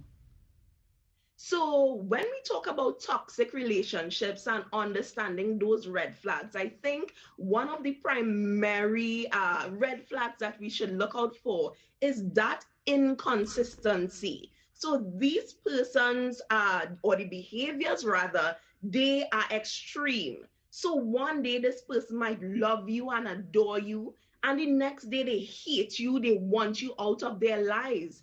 And of course, the aggression. Even being passive aggressive, that is one that we do not normally talk about, but not being assertive in terms of your wants and needs. And of course, maybe talking behind your partner's back. All of those things are red flags. Those attention-seeking behaviors. And they tend to be manipulative as well, just to get your attention. That can involve dramatic reactions as well. So if that person feels as though they are being ignored, they can display these dramatic reactions. Lack of empathy is one that we should always look out for. So if you are saying, listen, I went to work today and, I had a rough day with my supervisor, she said this or he said that, and that person is like, get over it, that is life. Yeah? You fell down and you want to share that experience with your wife, your girlfriend, your boyfriend, and that person says, okay, and so what? People fall down regularly. Get up, just go to the hospital and deal with your wounds. Yeah? So that lack of empathy is something that we should really focus on. Jealousy is another one that we should look out for. Yeah? Even in our intimate relationships. When we think about toxic behaviors, sometimes we only focus on what that person is doing and sometimes not on the reason behind it. And usually toxic behaviors derive from insecure attachments or insecure relationships and that fear of abandonment. So for this person, you might be doing good, you may get another job, you would have started a business, and because that person is insecure, they may become jealous of you, jealous of your success, jealous of how beautiful you are. And all of these things that sometimes we do not pay particular attention to, but those are red flags. So they would discourage your growth from time to time. They can also be clingy. Remember, they fear abandonment. So they want to know where you are all the time. They want you to hug and kiss and have public display of affection all the time because they fear that you would leave because they feel as though that they are not good enough. Yeah, now, Mrs. Benjamin. Benjamin, some of these behaviors that you are identifying are very concerning. But then I'm realizing that in society, it's almost as if we're making a joke of it. I mean, people are making fun of the fact that they're in a toxic relationship and they're glamorizing this. I mean, what are your thoughts on this? I mean, this is something that is cultural. I think with social media and us having such access to social media, there is a mix of values. Of course, we receive different thoughts online. And because of this, because of the movies that we look at some to time, we have become desensitized to these behaviors. And of course, we may not see the immediate effects now. Well, of course, we have gender-based violence happening in Trinidad. But if we do not pay particular attention to these things, of course, in the next 2 years, in the next 3 years, we would have a crisis at hand. It's important for us to develop a culture where we call out these behaviors and we address them. So we start from preschool, helping children understand what is acceptable in relationships. We start from there. How would you, when you get older, when you have a family, how would you treat with your wife? How would you treat with your husband? Those things that we laugh about, and I know in Trinidad, everything is humorous, but we have to understand that even though we laugh at it, we are still dealing with the consequences in our society. So we have to pay particular attention to that and be able to address these issues, not sharing those videos, not sharing those songs that promote gender-based violence, if we want Trinidad and Tobago to become a safe place. And Mrs. Benjamin, I mean, sometimes we can always see the faults in other people, but we don't see the faults in ourselves. So how do we identify those toxic behaviors that we have? And then how can we begin on a path to kind of rid ourselves of those kind of behaviors? Yes. So the first thing you would want to do is to really become aware of your wants and needs. Yeah. And as I said before, toxic behaviors usually come from a place of insecurity or fear of abandonment. So what do you need? What do you desire? Not only from a partner, but from yourself. So become aware of those wants and needs and then reflect on times where maybe you have been mistreated. Also reflect on times where you felt ashamed or guilty of losing control of your behaviors and really behaving in toxic ways. So you have to be able to identify those specific behaviors in order to address them. You also want to give yourself some empathy because it may have been developed as a survival response, maybe even in early childhood, to protect yourself. As we say, protect your heart. So there's this wall that you may have built up. And now you no longer need this wall. Maybe you are an adult now and you can create a safe environment for yourself. But because of what you have experienced in the past, this defense mechanism is still there. So give yourself some empathy, understand that this is something that you needed prior, and also begin working on those behaviors. How can you do this?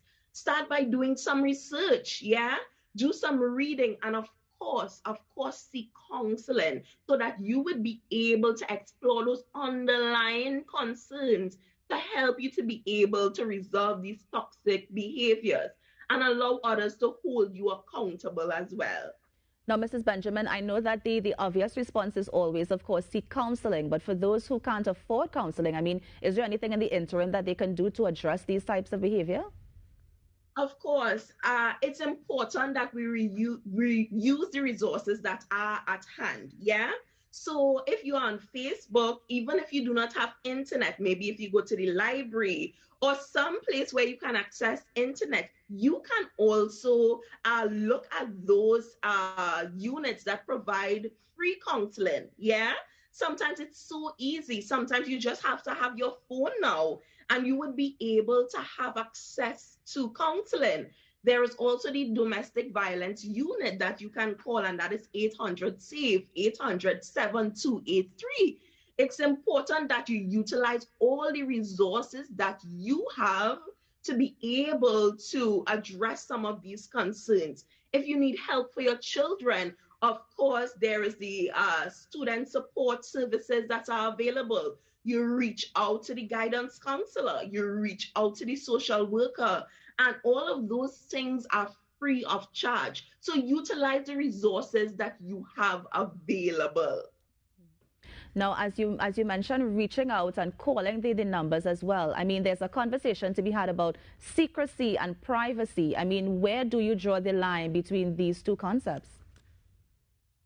Okay, so when we are talking about secrecy and privacy, of course, there are things that occur in relationships that you want to keep private, yeah? You want to keep private. Why? Because it makes you feel vulnerable. Of course, if it's an issue of physical abuse, you want to keep that private or secret rather.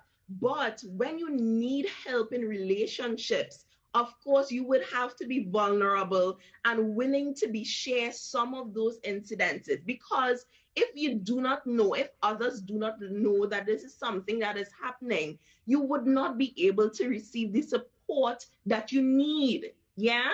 So it's important now that you share what is happening to close family members and friends so that they would, and even professionals as well, so they would be guided. They can come up with maybe an emergency plan to assist you even in these situations. And Mrs. Benjamin, finally, I mean, when you realize that you're in a toxic relationship and it's time to leave, how do you safely leave that relationship without harming you, and especially if children are involved? Okay, so it's important for us to understand the dynamics of abusive relationships, yeah? There is usually the honeymoon period. So there's apologies, promises, blaming, gifts. Yeah, so this person feels as though this person has potential. I have seen these positive behaviors before. Yeah, and I know that they can get better, but this is just the cycle of abuse. So after the honeymoon period, there is tension and, of course, the explosion. So understanding this can really help others help you while leaving a relationship. So you really want to build that support system. You need persons who would help you to remain with your decisions. Remember, these experiences would feel as if you are leaving a perfectly healthy relationship. So you would feel sad, maybe angry, conflicted, while you may even feel relieved. So help having friends and family to support you through it during that transition is indeed really helpful. It may also be helpful to cut off all contact, yeah? These relationships can be really manipulative and that person may convince you to stay. Now, if you have children with this person, it's important that you only communicate about the children. Only communicate about the children. Because when we start to talk about, remember when we went on a vacation, you would have those emotions and you can enter into that relationship again. So it's important to cut off contact or elements of those contacts, yeah? You will need to seek support from a therapist and to create a detailed plan. Now, sometimes if you do not have, the economic stability to leave, you may need to educate yourself or gain some skill that would help you to really, have those resources that would help you to be stable. So think about housing, education.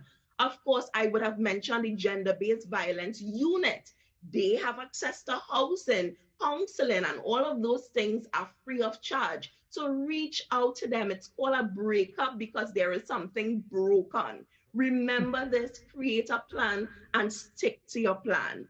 Mrs. Thomas Benjamin, thank you so much for joining us. One more time, what is the number that they can reach out to? Is it 800-SAVE? 800-SAVE, correct. 800-7283. Thank you so much for joining us on the Now Morning Show. Thank you so much for having me. And that was Mrs. Rhonda Thompson Benjamin, who is a counseling psychologist at the Enriched Life Limited, just giving us some tips on how we could identify those toxic relationships and, most importantly, how we can also leave them. You're on the Now Morning Show. We're going to take a break, and guess what? Next up, we're going to be giving away those jazz tickets. So stay tuned and stay close to your phone lines. Welcome to the 53rd General Assembly of the Caribbean Broadcasting Union from August 15th to 17th at the Magdalena Grand Beach and Golf Resort in beautiful Tobago. This year's theme, Media and Information Literacy. Tobago is a smaller sister in the twin island republic of Trinidad and Tobago, nestled in the heart of the Southern Caribbean. Enjoy 116 square miles of historical sites and award-winning eco-friendly land and marine spaces, including the magical Nylon Pool. And you're just a ferry away from a Trinidad adventure. Our warm hospitality, rich cuisine, and unique traditions will inspire you to extend your stay. Tranquil Tobago is where the Caribbean connects for the 53rd CBU Assembly. To register and enjoy discounts on Caribbean airline flights, visit www.caribbroadcastunion.org. Come and experience beyond ordinary. Hey, Mommy. Hey, Kai. What happened? You can't see the time from here? To me, it looks blurry.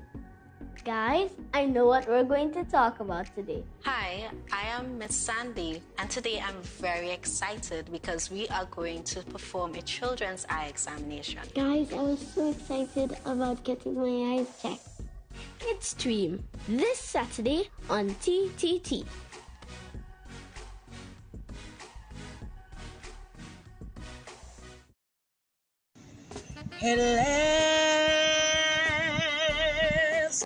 My love has come along. My lonely days are over. Hi everyone, it's your girl K. Allen Maloney here, and I'm here to invite you to 100.1 FM Jazz, a fusion of music and culture. This would be at the Waterfront, June 4th, 2022. I'm going to be a feature act of Carl Beaver Henderson production. Guys, get your tickets now. See you there.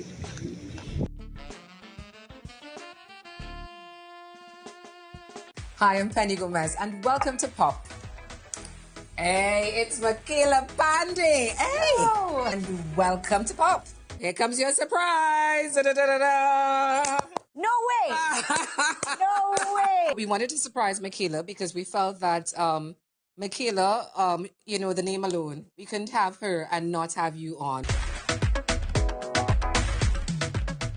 One incident, two strangers, the stories of Aditya and Zoya will change after this phone call. Paper.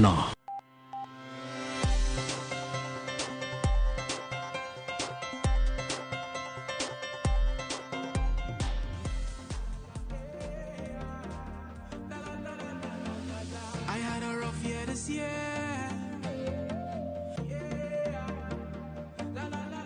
Presents Jazz and June. Saturday, June 4th, 2022. A fusion of our music and culture. Visit our social media pages at Sweet 100.1 FM and listen to us on radio for more details. Sweet 100.1 FM. Jazz and June. Saturday, June 4th. Welcome back inside the Now Morning Show. I had to play this one this morning. This is the TTT theme song. But this morning we're going to give away a ticket to Sweet 100 Jazz. It's happening. And of course, Mark Anthony is joining us on set. Mark, we're giving away a ticket this morning, right? You come to make sure and supervise the giveaway to make sure that we don't do rubbish this time. Well, I want to make sure that the phone code is on first. So you make sure you plug back in line before you come? I was watching. When we tried to give away the ticket without you unplug the phone line. Well, and now... I wanted to make sure I'm here. Okay. And that's all they had to do was ask, you know. I just wanted to make sure I was You here. didn't have to unplug We are the very phone. accommodating. We can get an extra chair. We make room for you. Just Thank you ask, very much. man. And you know, this one is a little bit bigger than the last one too, because you know, But last time you I had to stand leave half my body. Last at time you home, stand up. You know? Don't bother. Last time you were standing. You see what it is? Eliza just can't take. This is becoming a toxic relationship. So I what realized you you did shared some there? mash this morning on poor Kimberly, you know. She was under some pressure this morning, you know. But, Excuse? You know, so I did some more too. I need for you to come down from there. Let's take some phone call 622-4010. We have the We have question a ready. ticket. You have the question ready? That's why you are here. All right, okay.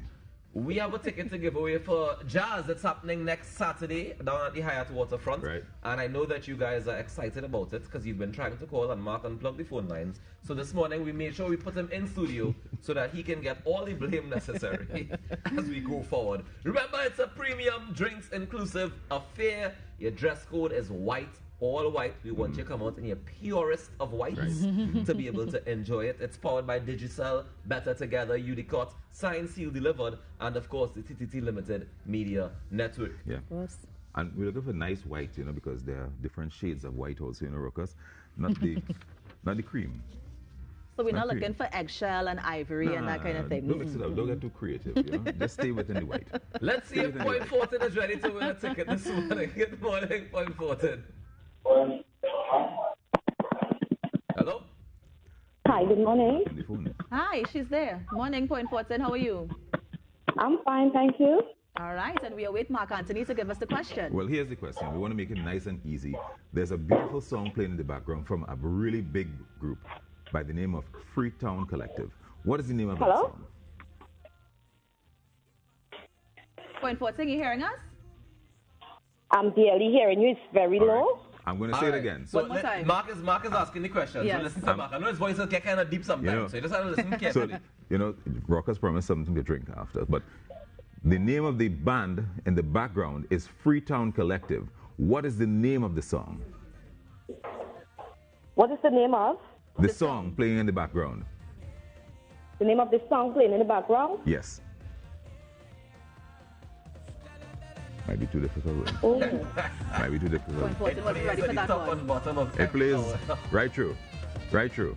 Point Fortin, we're going to raise the volume a little bit for you, so listen to it again. Just stretch it out. What's she saying? Yeah. Is that it? No, Point Fortin, unfortunately. That's another one, but that's not it. Yeah. That's another one.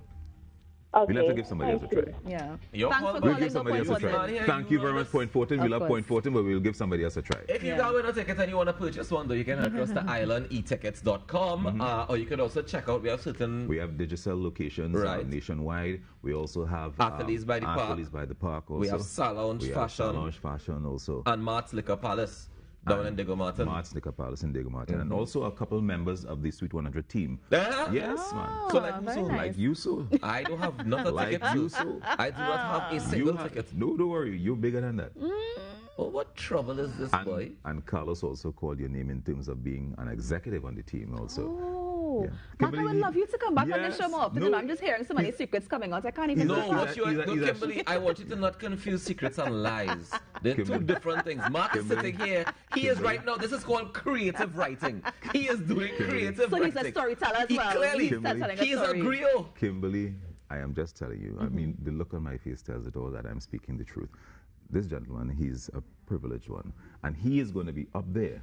You know, he's telling you to come down from there because he alone is going to be up there by himself. Performing live at the Jazz next Saturday, we have people like Nyla Blackmon, we have Patrice Roberts, Destra Garcia, Freetown Collective, King David Michael Rudder is going to be there and performing. Guys, they're going to be backed by their bands. I think that is one of the most important things. Well, Carl Beaver Henderson and his band is backing David Rudder, Kay Allen, and Marcia Keegan. Now, here's what we can ask. Okay, let me ask another question then.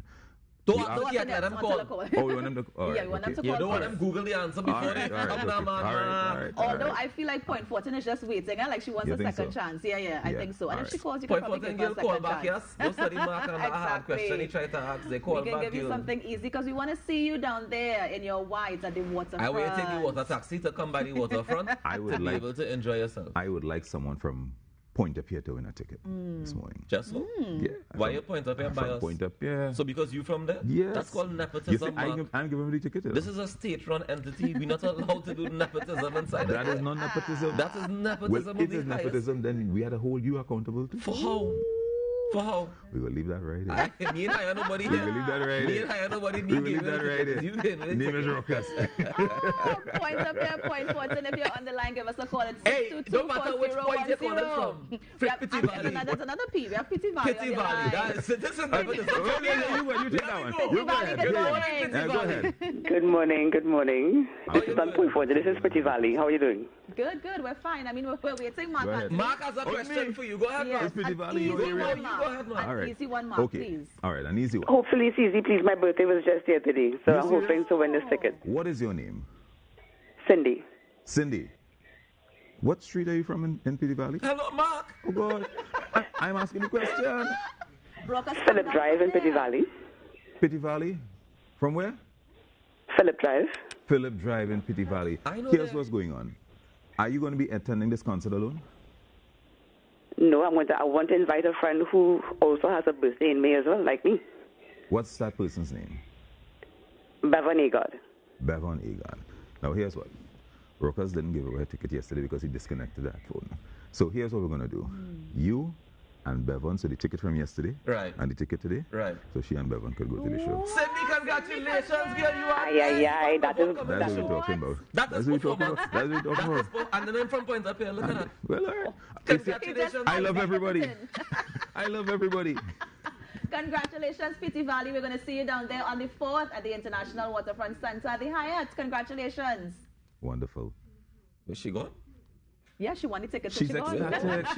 She's ecstatic. Like me and Bevan coming. Peace. Yeah, that is But of course, I've heard that we do have her contact, of course, so we will get in contact with you. But again, congratulations, Pity Valley. Mark Anthony, it's always a pleasure. It's always I would a love pleasure. you to come here more often Thank because you very all much. of Ruckus Secrets is coming out, and I appreciate that so I just much. explained to you there's a difference between secrets and lies. But you must say that. This is creative writing by Mark Anthony. This is Mark Anthony's storytelling at this point. Let's take that break and come back with more. Thank you so much, Mark. All the best. And come again, please. You're coming back tomorrow. We have more tickets to give away, so come back. Tickets? Plural? They can look out for tickets? Well, he gave away tickets today, so I don't know if you're going to give away Monday or tomorrow too. I don't know what's going on here, you know. Under your direction. We celebrating Indian arrival day when we come back, so let's stay tuned. See now morning. Thanks for inviting me. Take care.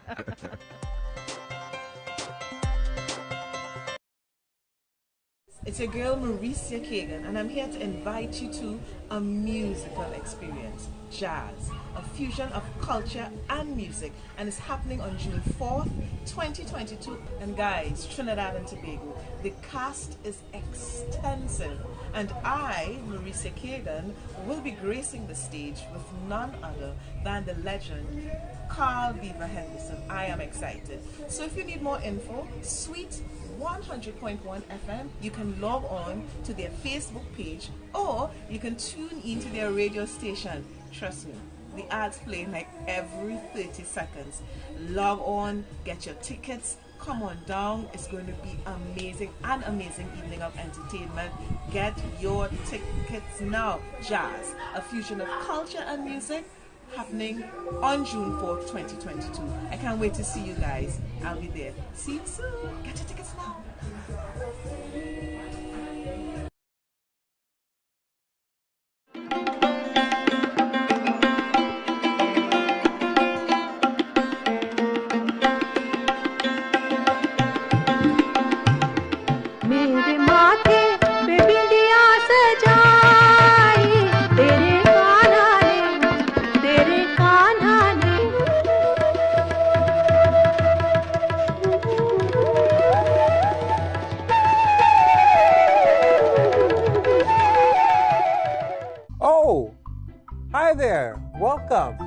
Welcome to my shop. This is Jones Repair Shop, and I'm Mr. Jones.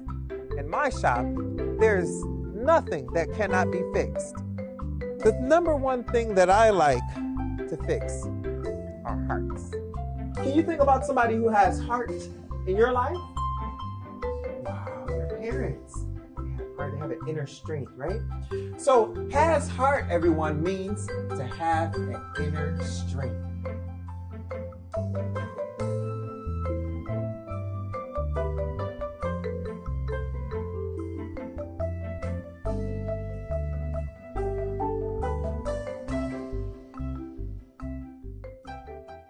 Going beyond the headlines.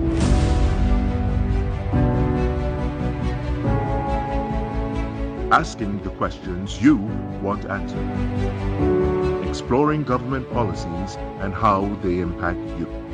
We are Delving Deeper. Join TTT this Thursday at 6 p.m. for Delving Deeper with Minister the Honorable Marvin Gonzalez.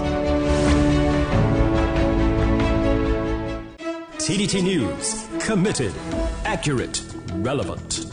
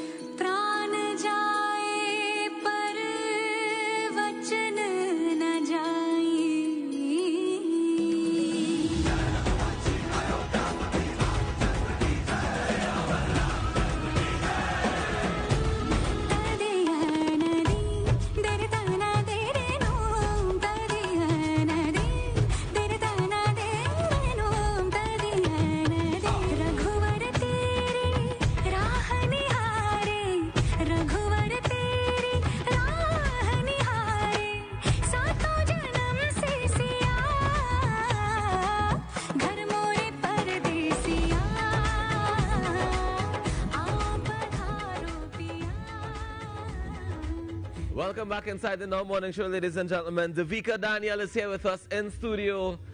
Davika, good morning. How are you doing this morning? Good morning. I want to talk to you before you do the full routine for me, and you're too tired to talk to me. I make sure that we get in a nice little chat. How are you doing this morning? I'm okay, just a little nervous. A little nervous? Why? So, me and you talking? Nerves didn't show at all. I know, saying they come in there dancing without falling. Not no nerves showing in that dance at all. How long have you been dancing? I've been dancing for 7 years. 7 years? Mm-hmm. Nice, man. So I understand that you also are part of a dance company. Yes. Tell me a bit about that company. Okay, so the dance group has been around for more than 10 years. Mm-hmm. We participated in plenty of the competitions, like the NCIC Nagar, and well, we dance in different parties. Yeah. And it's the Durga Sangam dance group, yeah? Durga Sangam dance Durga Sangam dance group. Nice. All right. Well, Davika, I really want to see the rest of that dance, so I'm not going to stop you from dancing anymore. I mean, I love the outfit, so I definitely looking to see it in all its glory. You ready for them again? Sure. Let me go from top.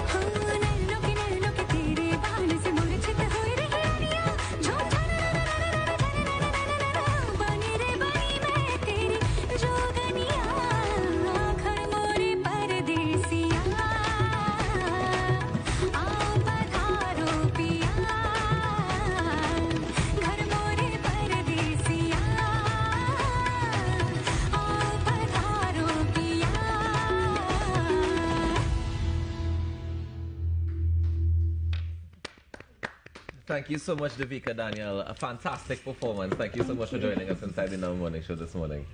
Thank you. All right, well, as we're getting closer and closer to the top of the hour, Kimberly, how are you feeling this morning? After that dance? Yeah, especially after the dance. I mean, it was so beautiful. I mean, I don't believe that Davika said that she was nervous because that did not come across in her moves at all. But that's the beauty of being professional, you know. Even as the butterfly swarm inside of you, she still came to deliver, and that she definitely did. Of course. What did we learn today, Kimberly? We learned today that Mark Anthony could give away 2 tickets if he want to, and I'm putting everybody on notice.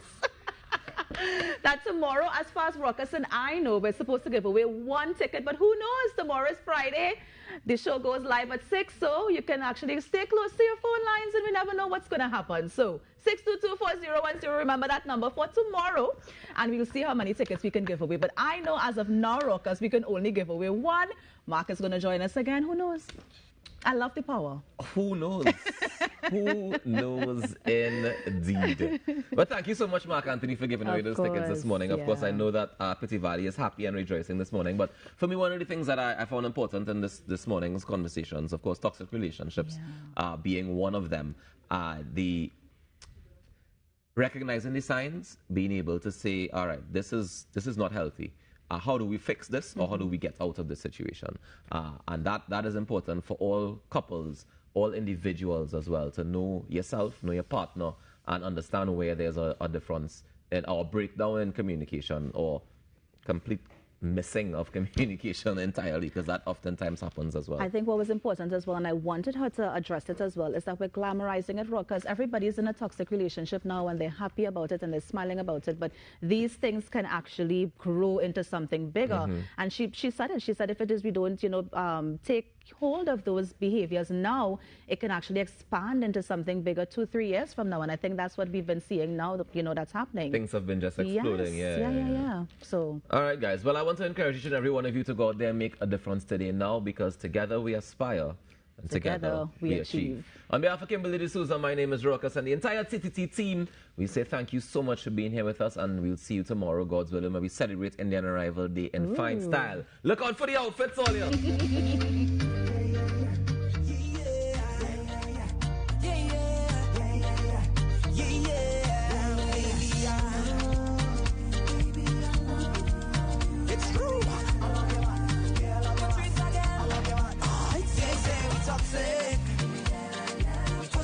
TTT News, nightly at 6:30. TTT News, committed, accurate, relevant.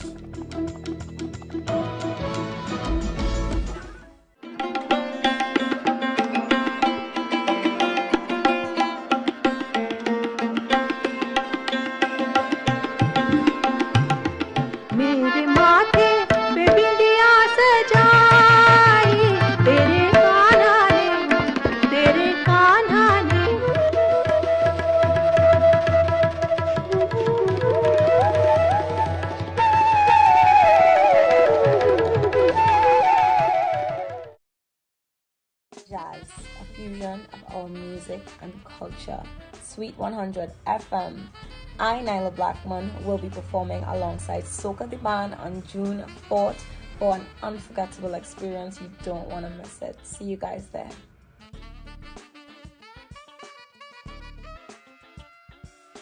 Going beyond the headlines.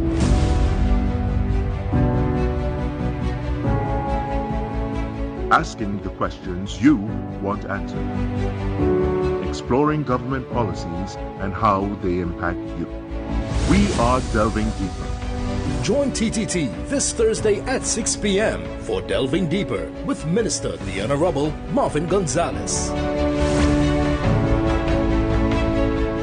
One incident, 2 strangers. The stories of other Klein Zoya will change after this phone call. Pepana. TTT News, delivering more news more often to more people. Follow us on social media at TTT Live Online. Log on to www.ttt.live.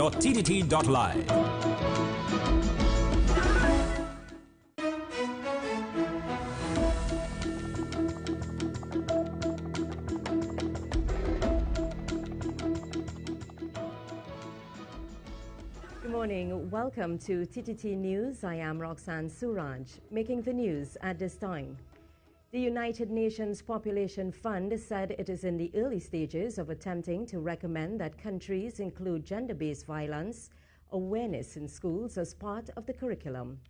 Recently, Sharon Clark Rowley, wife of Prime Minister Dr. Keith Rowley, made a call at a forum on gender-based violence for the topic to engage primary school students. Speaking at an event on Wednesday to assist survivors of gender-based violence, Regional Gender-Based Violence Program Specialist Marina Santoyo from Spain said the UNFPA is working on including educational awareness as part of its package. Is that it is a big gap and we want to work towards it. So CARICOM, in support with the support from UNICEF, is developing an assessment of the education sector so that we can together identify in which way we can, include this sector into the essential services package and have, a comprehensive response to gender-based violence in schools. Ms. Santoyo said they are also working on making recommendations to countries on how to ensure victims are taken seriously when they make a report to the police. Study around the services that are being provided, the implementation of these essential services, how we are in each country, so that we can provide recommendations. And one of the big gaps that we have identified in the whole region is capacity building, which also touches in the areas of police. As we know, police can be a safe haven for survivors, but it could also be a risk. The gender-based violence specialist noted that while certain recommendations would be suggested, it is up to the countries and governments to implement it to help gender-based violence survivors. The rollout of the pediatric Pfizer COVID-19 vaccines to children between 5 and 11 years old began on Wednesday at a number of vaccination sites across the country. On January 21, 2022, the Strategic Advisory Group of experts attached to the World Health Organization recommended using the pediatric Pfizer-BioNTech COVID-19 vaccine for this age group. Chief Medical Officer Dr. Roshan Parasram explained that the dosage is lower than what is recommended for the 12 to 18 age group. Dosage than that authorized for persons 12 years and older. Children to be given 2 doses at 10 micrograms, the adult which is 0.2 mils each. This is opposed to 30 micrograms, 3 times the dosage which is given to 12 and above. The second dose is to be given 4 to 8 weeks after the first dose. Dr. Parasram is urging parents desirous of getting their children inoculated against COVID-19 to have their children medically assessed before doing so. He also outlined some of the side effects. Pain at the injection site and some tiredness. Very rare complications, myocarditis and pericarditis, similar to the 12 and above. Hypersensitivity. And of course, in terms of contraindications, a history of anaphylaxis or allergic type reactions to any component of the vaccine. Switching to sports, the Cricket West Indies Regional 4-Day Championships Round 4 bowled off on Wednesday at 3 venues in Trinidad. At the Brian Lara Cricket Academy in Tarouba, the Trinidad and Tobago Red Force had a meagre start to their game, being dismissed minutes away from the tea break for 133. At one point, the Trinidad and Tobago senior men were reeling at 50 for 5 with 100 seeming far off. Imran Khan top scored with 29 and Terence Hines was second best with 25. Spinner Jomal Warikan bagged 3 for 21. Barbados, seeking 134 to begin their lead, lost their first wicket with the score on 29, then their second on 34, both wickets falling to Terence Hines. However, the recovery took place and Barbados are in full command at stumps day 1 on 87 for 2, trailing by 46 runs. And that was the latest news to the hour. I am Roxanne Suraj. Have a great day.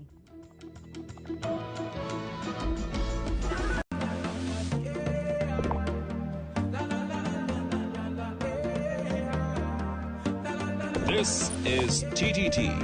Live for local. The best for your baby is at thebesttoys.com.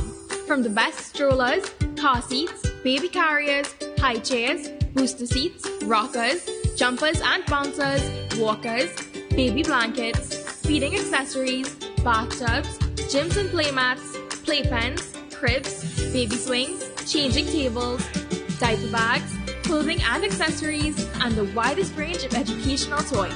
We carry Infantino, Dr. Brown, Avent, Graco, Chico, Fisher-Price, VTech, Leapfrog, Disney Baby, Delta Children, Medela, and Twist Shape. Visit us in-store at Forces Flagship McBean. Shop online now at dbesttoys.com. No credit card required. Free delivery throughout Trinidad and Tobago on orders over $300. Cash or links on delivery. Order via call or WhatsApp at 332-BABY. And remember, we have the best toys at the best prices.